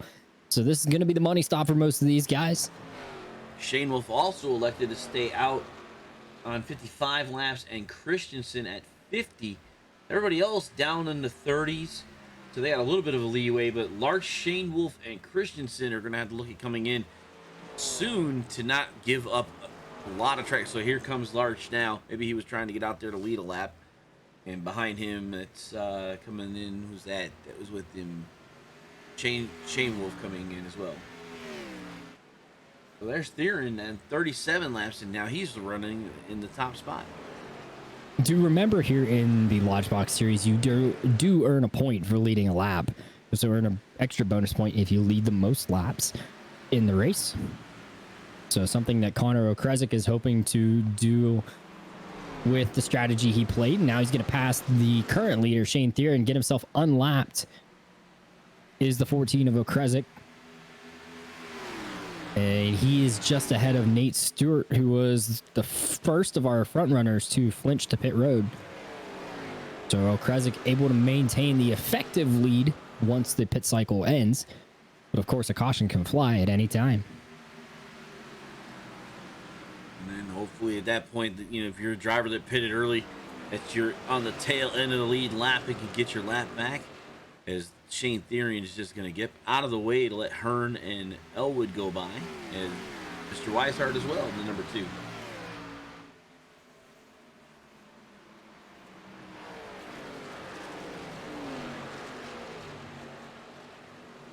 But with these guys coming across now, they would stay out on the track if a caution did come out, and would be trapping some of these drivers down a lap. Currently back 11th on down. So Justin Levine and back, as you see Justin unlap himself right there. So now Scioli back. And Scioli's about to unlap himself. So I'd call it about 13th on back, or in danger of needing to take a wave around if a yellow were to fly. New fastest lap on the board there from Cameron Hearn. 30.465 for the driver of the 15. He's going to start to track down. Nate Stewart is only half a second up the road from him, and it's another half a second from Nate Stewart up to Connor O'Kresick, with just over 40 laps remaining here in the Nashville 185. Cameron Hearn's got a little bit of work cut out for himself if he's going to be able to make it 5 in a row. Top 5 drivers all have not pitted their final pit stops yet. So Connor O'Kresick in the 6th spot, potentially leading the race, even though he's on the 6th position on your current system. Smith coming down, so O'Kresick will move us out into the top 5 as Smith is coming down pit lane. Forrest Smith making his stop. Another call on the radio that Nicholas Trader is going to be hitting the pit lane this time by. Yeah. Oh, Garrett Grant into the wall. And Trader is another one to mine to design, and so is Forrest. So those are teammates. 38 going sliding around turn 1 and 2 there. Slideways to 38. Shane Theron is trying to get all he can get right now, and he's hoping for a caution to flip his strategy, or otherwise he's just going to have to do everything he can on a fresher set of tires toward the end of the race. He'll have the fresher set, but he's losing a lot of time right now. We'll see how this pays out at the back end for the driver of the 38. Here comes Chris Seidenfeld to unlap himself, and the Garrett Grant, as you mentioned, who may have had a dust up with the wall, also coming back here on the bottom in that black and blue number 5. And top 12 on the lead lap. Larch in the number 6, the first car lap down. Number 38 continues to lead the way, 8 seconds over Bouchard. Dean Gagliano in the 34 making his pit stop, so he'll follow down the leaderboard there. Leaves the top 2 to not make stops yet. Bouchard and Theron, both of them stopping under, I want to say that was the most recent yellow, I believe. So they are quickly approaching their fuel window. It should be about 5 laps for those drivers in the 38 and the 28 if they're running it dry. Definitely wanting to see the yellow hanky fall so they can get down there without losing any track position and staying on the lead lap. Otherwise, they're going to go down at least a lap, maybe even 2 this late in the run. Battle for effective second place has changed hands. Cameron Hearn now past Nate Stewart. 15 getting by the 88 there outside of our picture. We'll pick up Cameron Hearn. He's got O'Kresick right there in front of him. That's the driver he needs to chase if he wants to take the effective lead of this race.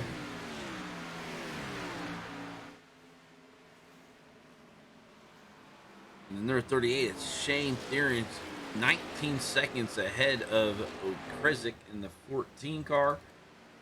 So about half a lap separating top 2 and, or actually the first place car and the third place car. But the third place car does not need to stop again. He is done. The crew chief told the guys, pack it up, and let him finish the race by himself. I'd keep the air guns warm just in case we happen to get a late race yellow. I wouldn't count it just yet there, Harold. We're going to pack up the word wagon. We're good. We're good. It's on him. Well, Shane Theron does hit pit road, so that's your leader finally coming down the lane. So that's going to leave Christopher Bouchard in the 28 as your leader. He is currently 16 seconds up the road from O'Kresick, I believe. I'm waiting for timing and scoring to flip out. There it is, 7 seconds. And that's getting eaten into taking its time to update. And 7 seconds, but it's dropping fast. Difference of about 2 seconds a lap there, Harold, between the leader and Connor O'Kresick in second. Remember, Christopher Bouchard does still have to make his final stop of the race. Well, these are your and top Cameron 2 Hearn, after we get done here. Cameron Hearn, Harold, is getting closer to Connor. Still 32 laps left, so, you know, this could be who played what. I mean, 14 was out in front, clean air. and the 15 is having to work a little bit to get around him. So how much is left? They took care of their stuff? These are the stories that'll get played out. You know how well it goes to the fuel/tire run. You got to be able to keep the best car underneath you at all times, and we'll see which one of these two were able to do that on this last green flag stint that's being worked on with less than 31 laps to go. Harold, I do have a quiz for you. You know who helps take care of us here at Area? And who's that? Sim Speed Shop. Oh, that's who takes care of it. Huge thank you to Sim Speed Shop for their support of the Area iRacing Leagues, and especially the Sim Speed Shop Cup Series this season. Make sure you visit www.simspeedshop.com to find the various items that they sell to help complete your virtual racing setup today, such as wheels, button boxes, racing gear, and more. Everything you need for your sim rig, you can find at simspeedshop.com. Again, it is simspeedshop.com. Thank you to SimSpeed Shop for being a wonderful sponsor of the Area iRacing Leagues. Hey, one of them SimSpeed Shop boys needs to get in contact with me and build me a nice big button box. That, I got a Stream Deck, but it's only 15 buttons, and it always seems like I could use some more. Sit here in the production studio. I have to put up a picture of what I saw when I was on the Carnival cruise ship with. I went and did a tour of their tech booth for one of their venues, and I'm like, if we had this, we would be golden. Like some 8 monitors and video switchers and all kinds of cool stuff that I would love to be playing with. I don't know how 8 monitors would make me any better at iRacing, but I would absolutely welcome just another pair to go with the one I already got. And the triples definitely sounds like a good time to be able to see what you can see. And that's something that is different to everything out here. Is it's sim racing at its core. It's running on a computer. So you can have a potato of a PC, or you can have the highest end of high end to enjoy racing week in and week out, day in and day out, to your heart's desire here on iRacing. And it's absolutely a fun time. And we have to give a shout out once you said that. iBuyPower.com. Those are the guys that are fueling the broadcast computer that you are watching. For the Wendigo Studios production team, we are running triples with a Samsung widescreen. That's our 4th monitor, and a laptop on the side. So like I say, not for iRacing. iRacing I do triples, but for producing, I need more monitors. I really do. Oh, I'm sure of it. You use a couple in race control too, having all these different apps open to see incidents every Tuesday night. Back to our race here. Connor O'Kresick still holding a half-second advantage over Cameron Hearn, the driver of the 14, holding the driver of the number 15 at bay, currently with 26 laps to go when they get to the start-finish line right here. See, AJ Racing here is talking about 6 monitors. If you're not 6 monitors, you're not even an iRacer. I don't know how you can see 6 monitors at one time. Like, not for driving. He's got that roof view. Definitely need the roof view. The higher quality version of the mirror up in one of those monitors somewhere. Something like that, Maybe see what the spotter's seeing in one of those monitors or something. I don't know. And hey, don't forget your telemetry for your fuel calculations. That has saved my butt a couple of different times this season in the Cup Series. Well, I have my digital race engineer, Dre. If you were looking for, there's a couple of those out there. I use the digital race engineer and voice attack so that I'm communicating with my PC by my voice, and he is really good about telling me what I need to do for fuel. Saved my butt several times, as you talked about. Good fuel calculators, man, are a big one, and I found that in endurance racing you really need. I won't give away all my secrets there, Harold. Hey, you can give me the chat about a couple things, but I'm not going to give away some of my secrets. Hey, I'm a broadcaster, man. I'm not even a driver anymore, actually. I mean, I don't even want to know what last time. But we are actually looking, just to put this out there, we'll be looking at a time in April, which we haven't decided on the dates yet. I got to get with some other people. But we're going to be the Wendigo Studios team, which won't be me because I will be racing. we're going to produce a Mouth of the South. We're going to put a challenge out to all broadcasting personalities. Yes, Ryan Bauer, I know you're listening to us in Podium, and that would be Pike and Prince. All you guys, we're going to be putting it out there to you. Robbie over there at Beehive and the GSRC guys, we're going to put a Mouth of the South. See which one of us actually can race one of these things as well as broadcast in April. So look for that in the future. Fortino Kresnik, man, he's just making it too easy. We got to fill the time with something. He's still holding that half-second advantage over Cameron Hearn. I'm kind of wondering when Cameron Hearn's going to decide to pounce here. Now getting down to about 20 to go. They have a 2.1 second advantage over David Weishart in third. Alan Elwood running in fourth, and he is battling away with James Scioli in the 7. They're running about as nose to tail as our front two are here. And then a little bit of a gap back to Nate Stewart, who's 5 seconds off the lead, and Justin Levine, another 1.5 seconds off of Nate Stewart. About 20 laps left here. I think Cameron's going to kind of hold back. We saw last night in the truck series that Cameron was seeing a lot when he was trying to pass later in a run with Slaughter, that they were able to crisscross back each other. So, you know, probably going to put himself in a position that he can go by quickly and not have to deal with a crossover move from the 14, or even give him an opportunity. So, like, talk about like a last lap or last 2-lap pass.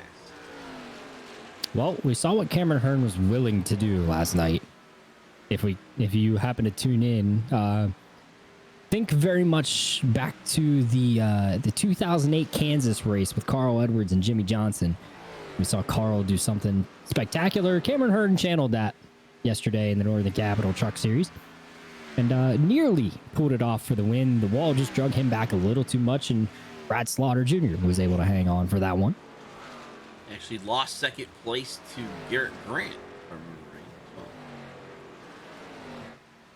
I still admire the effort from that 15 truck. Oh, I guess at that time he was in the 67 truck. Still, I admire the effort there, having saved enough tire to attack at the end, and he really charged those last couple corners. With like 4 to go, he was really getting after Brad. Just unfortunately didn't pan out for him. We'll see if he can run it back and maybe change that history a little bit here tonight in the Lodgebox series. Almost like one of those Meanwhile, NASCAR heat scenarios you got to do. Picking up a battle for fourth, James Scioli getting past the 49 of Alan Elwood. These two side by side down the backstretch here. Alan trying to hold the top side. James Scioli to the bottom. We'll see if that unsponsored 7 car can get anything done on the bottom through 3 and 4 here. He was able to track Alan down, but Alan choosing to take the top side, trying to defend. And at the line, dead heat. I think they would give it to Scioli, but Alan Elwood is not giving this up.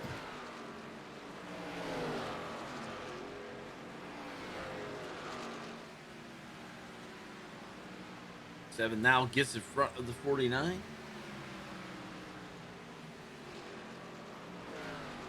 Heck of a run here for the 7 car of James Scioli. And I mean, Alan Elwood avoiding disaster so far tonight. I don't want to give him the commentator's curse. But James Scioli in that 7 car on an absolute tear now. So we have 19 cars since the start of the race. 19 cars on the lead lap, with Ricky Springer being lapped right here, so it'll be only 18 cars, with Jordan Berry being in the 57, being the last car on the lead lap. And Justin Levine has been up 10 spots. He is the biggest mover right now, and currently in the 7th spot, number 12 car.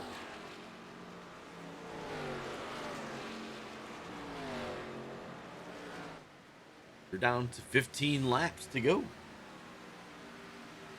And AJ Racing, you're talking about what happened to Scott McGlendon. We're not sure. It looks like he may have had some computer issues or something, but he only got in a few laps and then disconnected from the service. About 25 laps or so.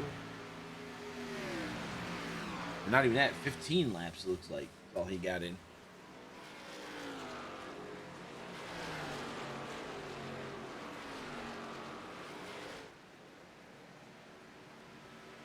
Eric, are you happy with how close Hearn is right now with 3/10 off? Is he just kind of conserving and waiting? Is it close enough or too far away?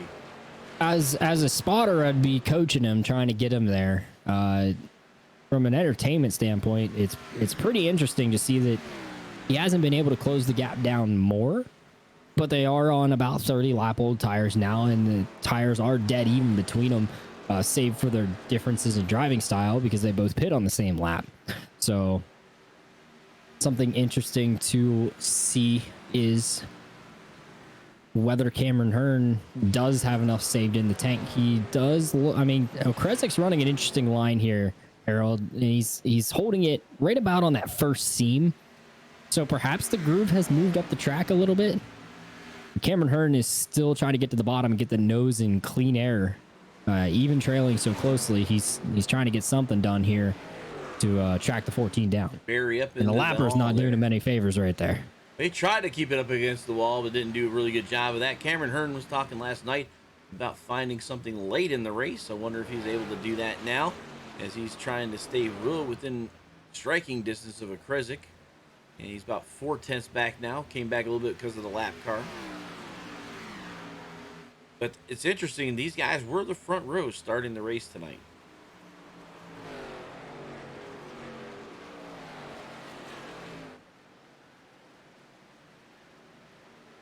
About 10 laps to go when we hit the stripe here.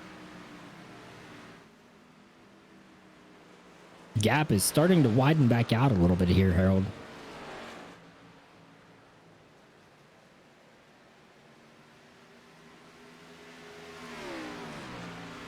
To go with the 14 and a commanding half a second lead over Cameron Hearn.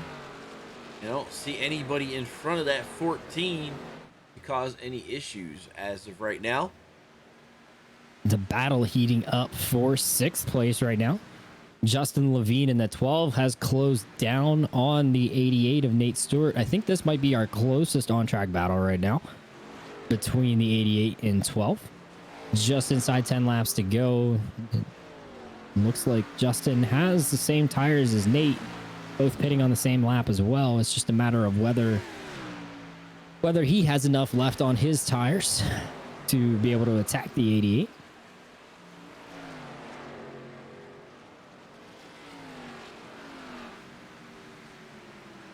Last laps, they were pretty close, about 500ths difference between Stewart and Levine.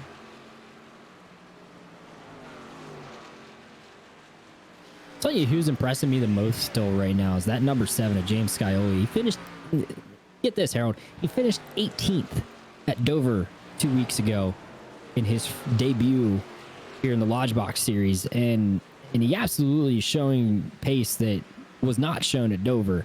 Now, I know he had an incident he ended up in, but still, this has got to be a great turnaround for that 7 car. And the top 5s are all you're looking for points.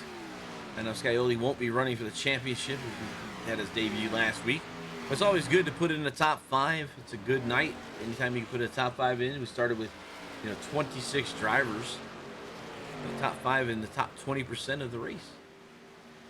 Driver behind him, the 28 of Christopher Bouchard, 1 lap down, so not currently racing Scioli. Scioli has about 3 3/4 seconds if he wants to try to get to the lead. With 6 to go, I don't think he's going to be able to get there. But he does have a 1.5 second gap over the driver he just passed, the 49 of Alan Elwood. Back up front, Cameron Hearn still trying to find something different right now. It doesn't look like it's panning out. 0.6 of a second is the gap between the 14 and 15. Krezik, if he can hold on, will be his first win. And I know he came off of an early race suspension last week at Dover. And so he will be back. This will be a way to get him into the playoffs after missing a race. I know he's going to definitely have a sigh of release. If he doesn't miss any races, he'll put himself in there with the win to get in. I think they all are given 2 weeks that you can basically have a bubble or a bye week, drop week. I guess the best way to say that, right? I'll be honest, it's probably a better question for Jacob, but nonetheless, just got to go out and perform each week to try to put yourself in the best position you can here in the area iRacing Leagues. 5 laps to go. Now ticking down to 4 to go for Connor O'Kresick. Only 3 starts so far in the Lodgebox series, Harold, and it hasn't been a good few starts. He's only gotten 1 top 5 out of those 3 starts. Not a huge sample size, but definitely a turnaround kind of rebound night for the 14. So he may not be able to win and get in because there are a couple stipulations. You have to meet the minimum number of races participated in and be in the top 20 in points with the win to get the win to get in. So it's not just win to get in, it's a win in the top 20 and minimum number of races. And I honestly think the one thing that's hurting Connor right now is I don't know that he's in that top 20 in points. He's got a lot of ground to make up. Again, handed that penalty early in the season and a 1 race suspension. Not only did he miss out on points, but he also got a points penalty attached with that. Something that's in the rule book here in the area iRacing Leagues. But nonetheless, he's doing what he needs to do right now. Cameron's starting to pull in though a little bit. Yes, ever so slightly. He's holding a 4/10 of a second gap right now as Connor O'Kresick over Cameron Hearn with just 2 laps remaining. Cameron slid the corner that last time trying to get everything he could because he's driving it in there awful deep. You see him sideways coming off of 4. Harold, I think we might see another crazy 3 and 4 right here. White flag in the air for Connor O'Kresick, the driver of the number 14, has 1 lap to fend off the driver that has won the last 4 races in the Lodgebox series. O'Kresick with a 2-tire strategy call midway through tonight's race got him the track position he needed through 3 and 4 for the final time. Here comes Cameron Hearn. He's going to try it again 2 nights in a row using the wall. Not going to pan out for the 15. Give his first checkered flag for the 14 of Connor O'Kresick in the Lodgebox series.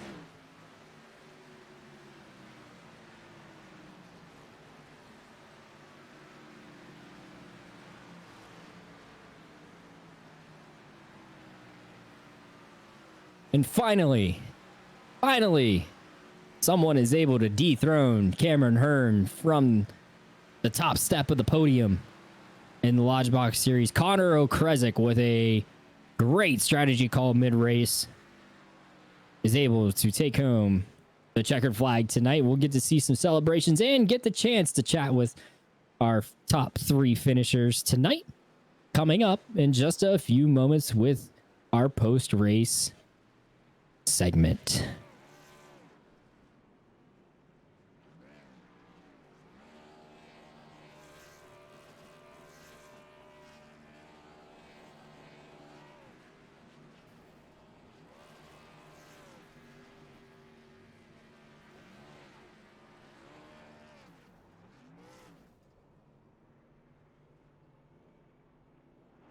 It looks like I'm trying to find some people, but I don't see Mr. Scioli in the pits. Maybe he'll jump in a little later, but we can talk to who we got here currently. As you see him burning down there is that number 14 of Connor O'Kresick. Go and catch up to him. We'll let him burn him down. We don't want to talk to him while he's burning down the coast, dude. Yeah, let's at least let him have his moment here. Oh, there it goes. And we can talk to him. A moment fueled by Lodgebox. The winning moment for Connor O'Kresick. We heard the engine go, so we know you're done with the burnout. Oh yeah, burnout's done. I motor had no more in her. Crew chief said we're not using this car anymore. Go ahead and burn her down. So Connor, man, you came off of suspension into Dover, and then you had the week off, and here you are. So maybe off weeks work for you.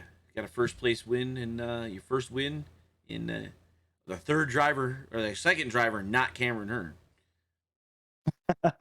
Oh yeah, Cameron's been really, really, really good all year. He had a little bit better pace than me the first run, and then we had a caution that split the field. Where some people pit, some people stayed out. I decided to pit and then take fuel, and then we had a caution about 6-7 laps later, and everybody stayed out. I took right sides and was able to drive through the field, and was fortunate that there wasn't a caution. Um, I mean, it was just I played my pitch strategy right, and was able to keep just enough pace at the end to stay in front of them. Yeah, Well, so Connor, here's Eric. I was Eric going to talk to you about your strategy yeah, earlier in the race. I love strategy calls like that. Connor, was the 2 tires something you had in mind prior to, or did it just kind of come up spur of the moment? And how important was that for you to flip your track position? I got thinking. I was running 7th. I'm like, I'm probably not going to get these guys off a pace. We're all about the same speed. I may be a little bit quicker than the front than all but Cameron. We were about the same speed the whole race.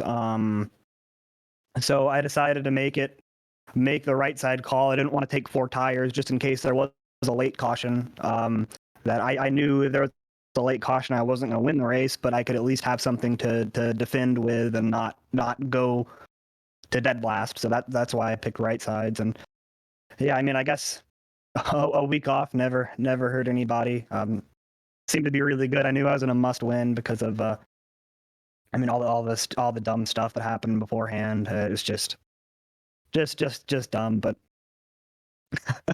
it happens. I'm just glad I got into victory lane. Well, you did the hard part. You checked off the win box. Now you got to get into the top 20 in points for a chance at the postseason. You're just about 100 points out from that right now. What do you need to do? What do you expect to do for these next couple weeks? We're halfway through the regular season, so not a lot left to try to get qualified. Oh yeah, I think these are probably my first actual points of the season. I just need some really good finishes. I don't need to win, but a good couple top 5s will put me right there where I need to be. Just consistency, just being up there every week, which I mean I have been so far, barring wreck or just not being there. So I mean, I think I can do it. It won't be the easiest thing in the world, but I think I can get there. So now another off week over here at Area.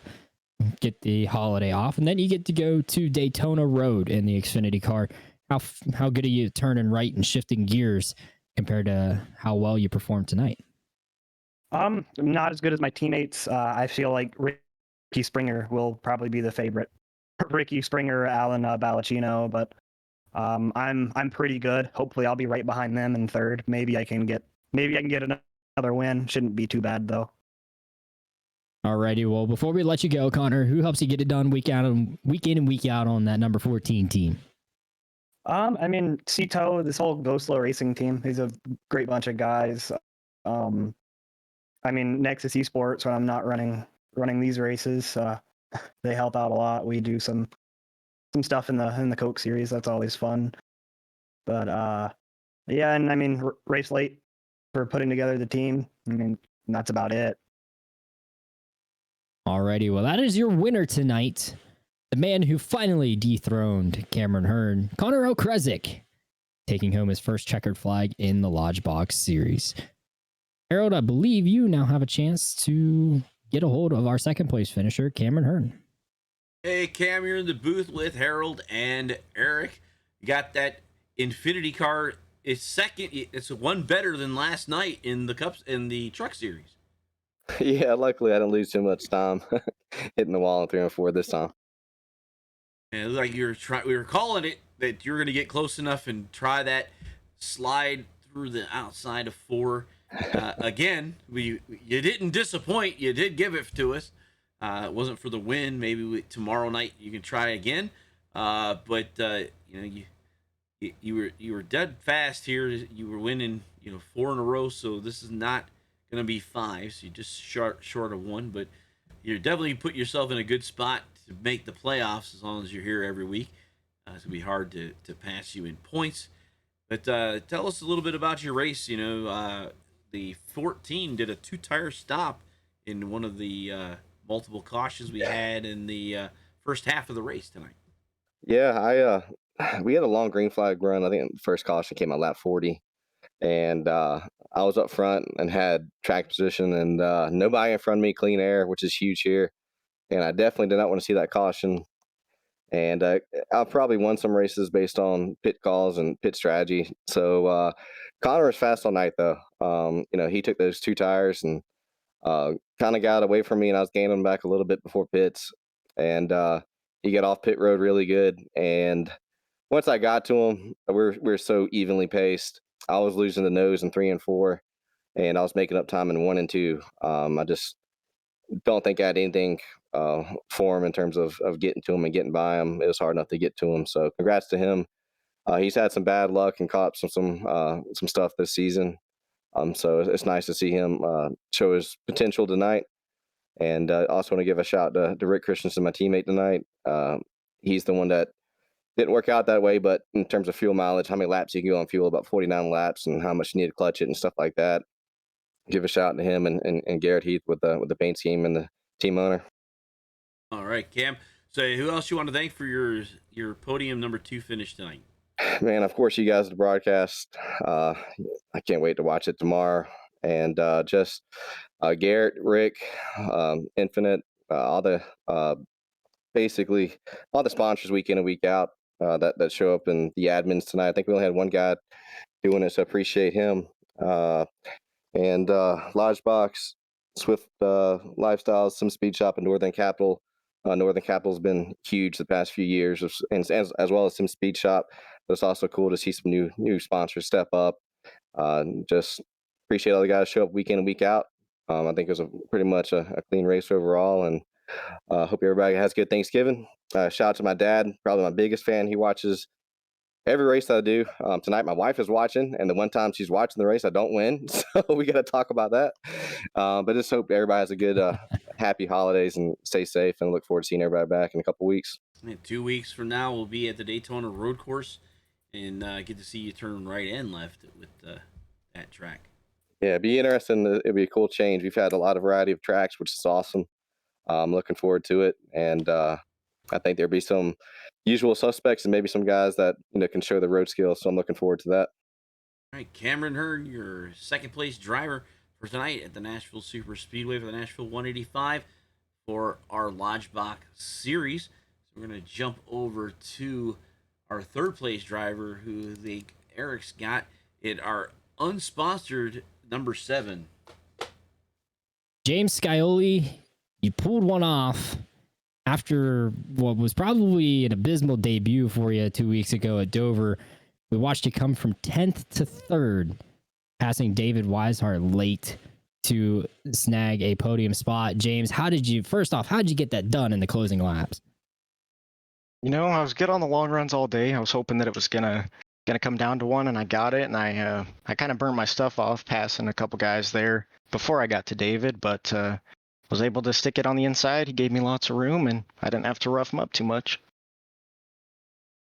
So you certainly showed your pace tonight. We were highlighting how so much of a rebound race for you. Just how refreshing is it to finally have something like this happen compared to the incidents at Dover 2 weeks ago? Feels good. Dover was tough. I knew it was going to be a tough track for me, not my best, so qualified bad, and then was quick on the long runs there too, but just got caught up in somebody else's mess. So it definitely feels good to be quick on the long runs again here and be able to make my way to the front. Well, now we get to look forward. You do get the off week for Thanksgiving next week, holiday week, but then in 2 weeks' time, we go to visit Daytona Road. How confident are you in the skills of being able to turn left and right in addition to what you did tonight? Feel pretty good about it. Always loved the road course side of NASCAR, so I plan on being pretty quick there. Hopefully I can put together a good qualifying run and don't have to pass so many cars. Well, James, before we let you go, we know that car is unsponsored. By the way, if you're looking for a guy to sponsor, it seems like this guy might finish up front quite a bit. Who do you have to thank for your run tonight, and who helps you get it done each week? Don't have anybody else helping me. No crew chief, no spotter, no nothing. Just me working on the pace and trying to get better. Well, ladies and gentlemen, that is James Scioli. If you're looking for a man to get behind who needs some help around him, this is your guy. James Scioli, your third place finisher tonight in the Nashville 185. Thank you to our top 3 for coming out for our post-race interviews. We get to go through our finishing results here now in the Lodgebox series. Connor O'Kresick finally dethrones Cameron Hearn and takes that top spot, just about a second ahead of him at the stripe, though we saw Cameron try to pull off a slightly different approach to doing everything he can to try to get through 3 and 4, utilizing the wall. Perhaps tomorrow night in the Sim Speed Shop Cup Series, he'll finally refine that skill and may actually pull it off. 3rd time's the charm, as they say. James Scioli with an incredible 3rd place finish after a huge rebound from what he had at Dover 2 weeks ago. David Weishart, 4th place for the Samson driver. And Alan Elwood was able to avoid disaster tonight, finally had kind of more of a quiet race for that 49. Finishes 5th. Nate Stewart, in only his 2nd start in the Lodgebox series, finishes 6th. Justin Levine on debut finishes 7th. Michael Larch in the 6th finishes 8th tonight. Good run for him. Garrett Grant coming home 9th. And Alan Balancino is able to crack a top 10 in the Lodgebox series. 11th through 20th is Shane Theron and Ed Robertson in 12th. 13th was Nicholas Trader. 14th was James Shanewolf. 15th was Chris Seidenfaden. And 19th car in the 16th spot, Rick Christensen.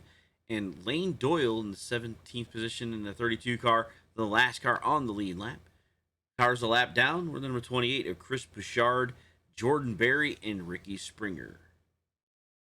Some guys that didn't have some great nights here. Dean Gagliano in the 34. Forrest Smith ended up 2 down, finishing 22nd. Brian Dixon caught up in a incident midway through the race there, ends up 83 laps out of the race, finishing 23rd. Kyle Sieg, another one that fell out due to incident early, in 24th. And then our disconnects, unfortunately, tonight for Andrew Player, finishing 25th. Scott McClendon in 26th. Rafe Slate, who ended up being our in-race admin tonight, not getting to get the start, finishing 27th. And Matt Alverson was out there in practice tonight. Not sure what happened on his end. Perhaps some connection issues. Comes home 28th. Getting to take a look at the standings here. We won't have them on the screen for you. Well, actually, we'll do our race recap here, presented by Elwood Designs first. Connor O'Kresick, en route to his win, leads 47 laps, which was the most tonight in the race. 3 cautions only for 12 laps and 28 total starts. And Cameron Hearn was able to snag that fastest lap of the race. He actually did that pretty late on, right after he bolted that last set of tires on that he needed. Looking at the driver standings now, again, you won't have a graphic on our screen as they were literally just updated for us on the backside where Area has all of their stats. Cameron Hearn with a 42-point lead over Chris Seidenfaden now, so he's pretty healthy in that regard, but both those drivers have wins and are locked into the postseason pretty much. I'd say Cameron Hearn, Harold, definitely is locked in with those 4 wins he has. Shane Theron in 3rd, David Weishart in 4th in the standings. Those drivers are 45 and 55 points back, respectively. And then Ed Robertson, of all drivers, quiet driver, quiet night for Ed, still holding the 5th place points position, 62 out of the lead. So we'll definitely see that playoff picture change in 2 weeks' time. Harold, who had a great night tonight coming in, and then who did you expect more out of that we didn't see tonight? Like David Weishart staying in the top 5 was a pretty good thing for us. But, Shane Theron, you thought I'd see him getting up there. But I think he was trying to extend out that stint a little bit too long, stayed out there too long to 38, only getting just outside the top 10 and 11th spot. So look for a rebound from Shane Theron in 2 weeks. 2 weeks from now, the Lodgebox Series will head to Daytona on the road course, the NASCAR road course, for 35 laps of left and right gear changing action. Make sure you tune in here at 8:45 for pre-race coverage here on Area iRacing's Twitch channels. Harold, before I go through the rest of what Area iRacing has coming up this week and One to Go Studios, any final closing thoughts from Nashville tonight? That will be one more race here at Nashville. We'll have a Thanksgiving week off. And then we're gonna do one of our rare split systems where Monday and Tuesday will be in St. Louis, and then down in Florida for Wednesday and Thursday night in 2 weeks.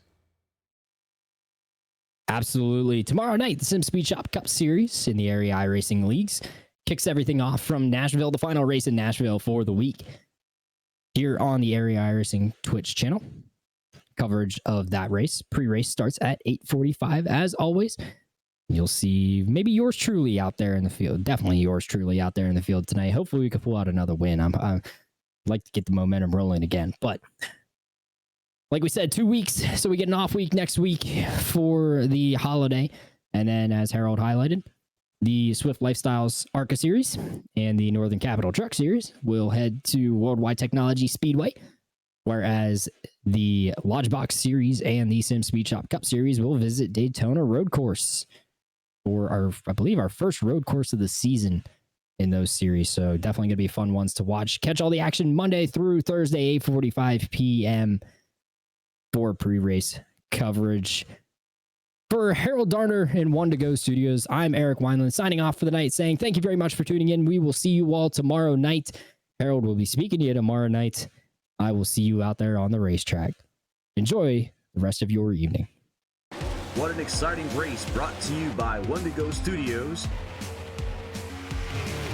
Here they come out of turn 4 to the white flag, and it's 1 to go. Thank you to all our sponsors, drivers, and viewers. We'll see you at the next turn.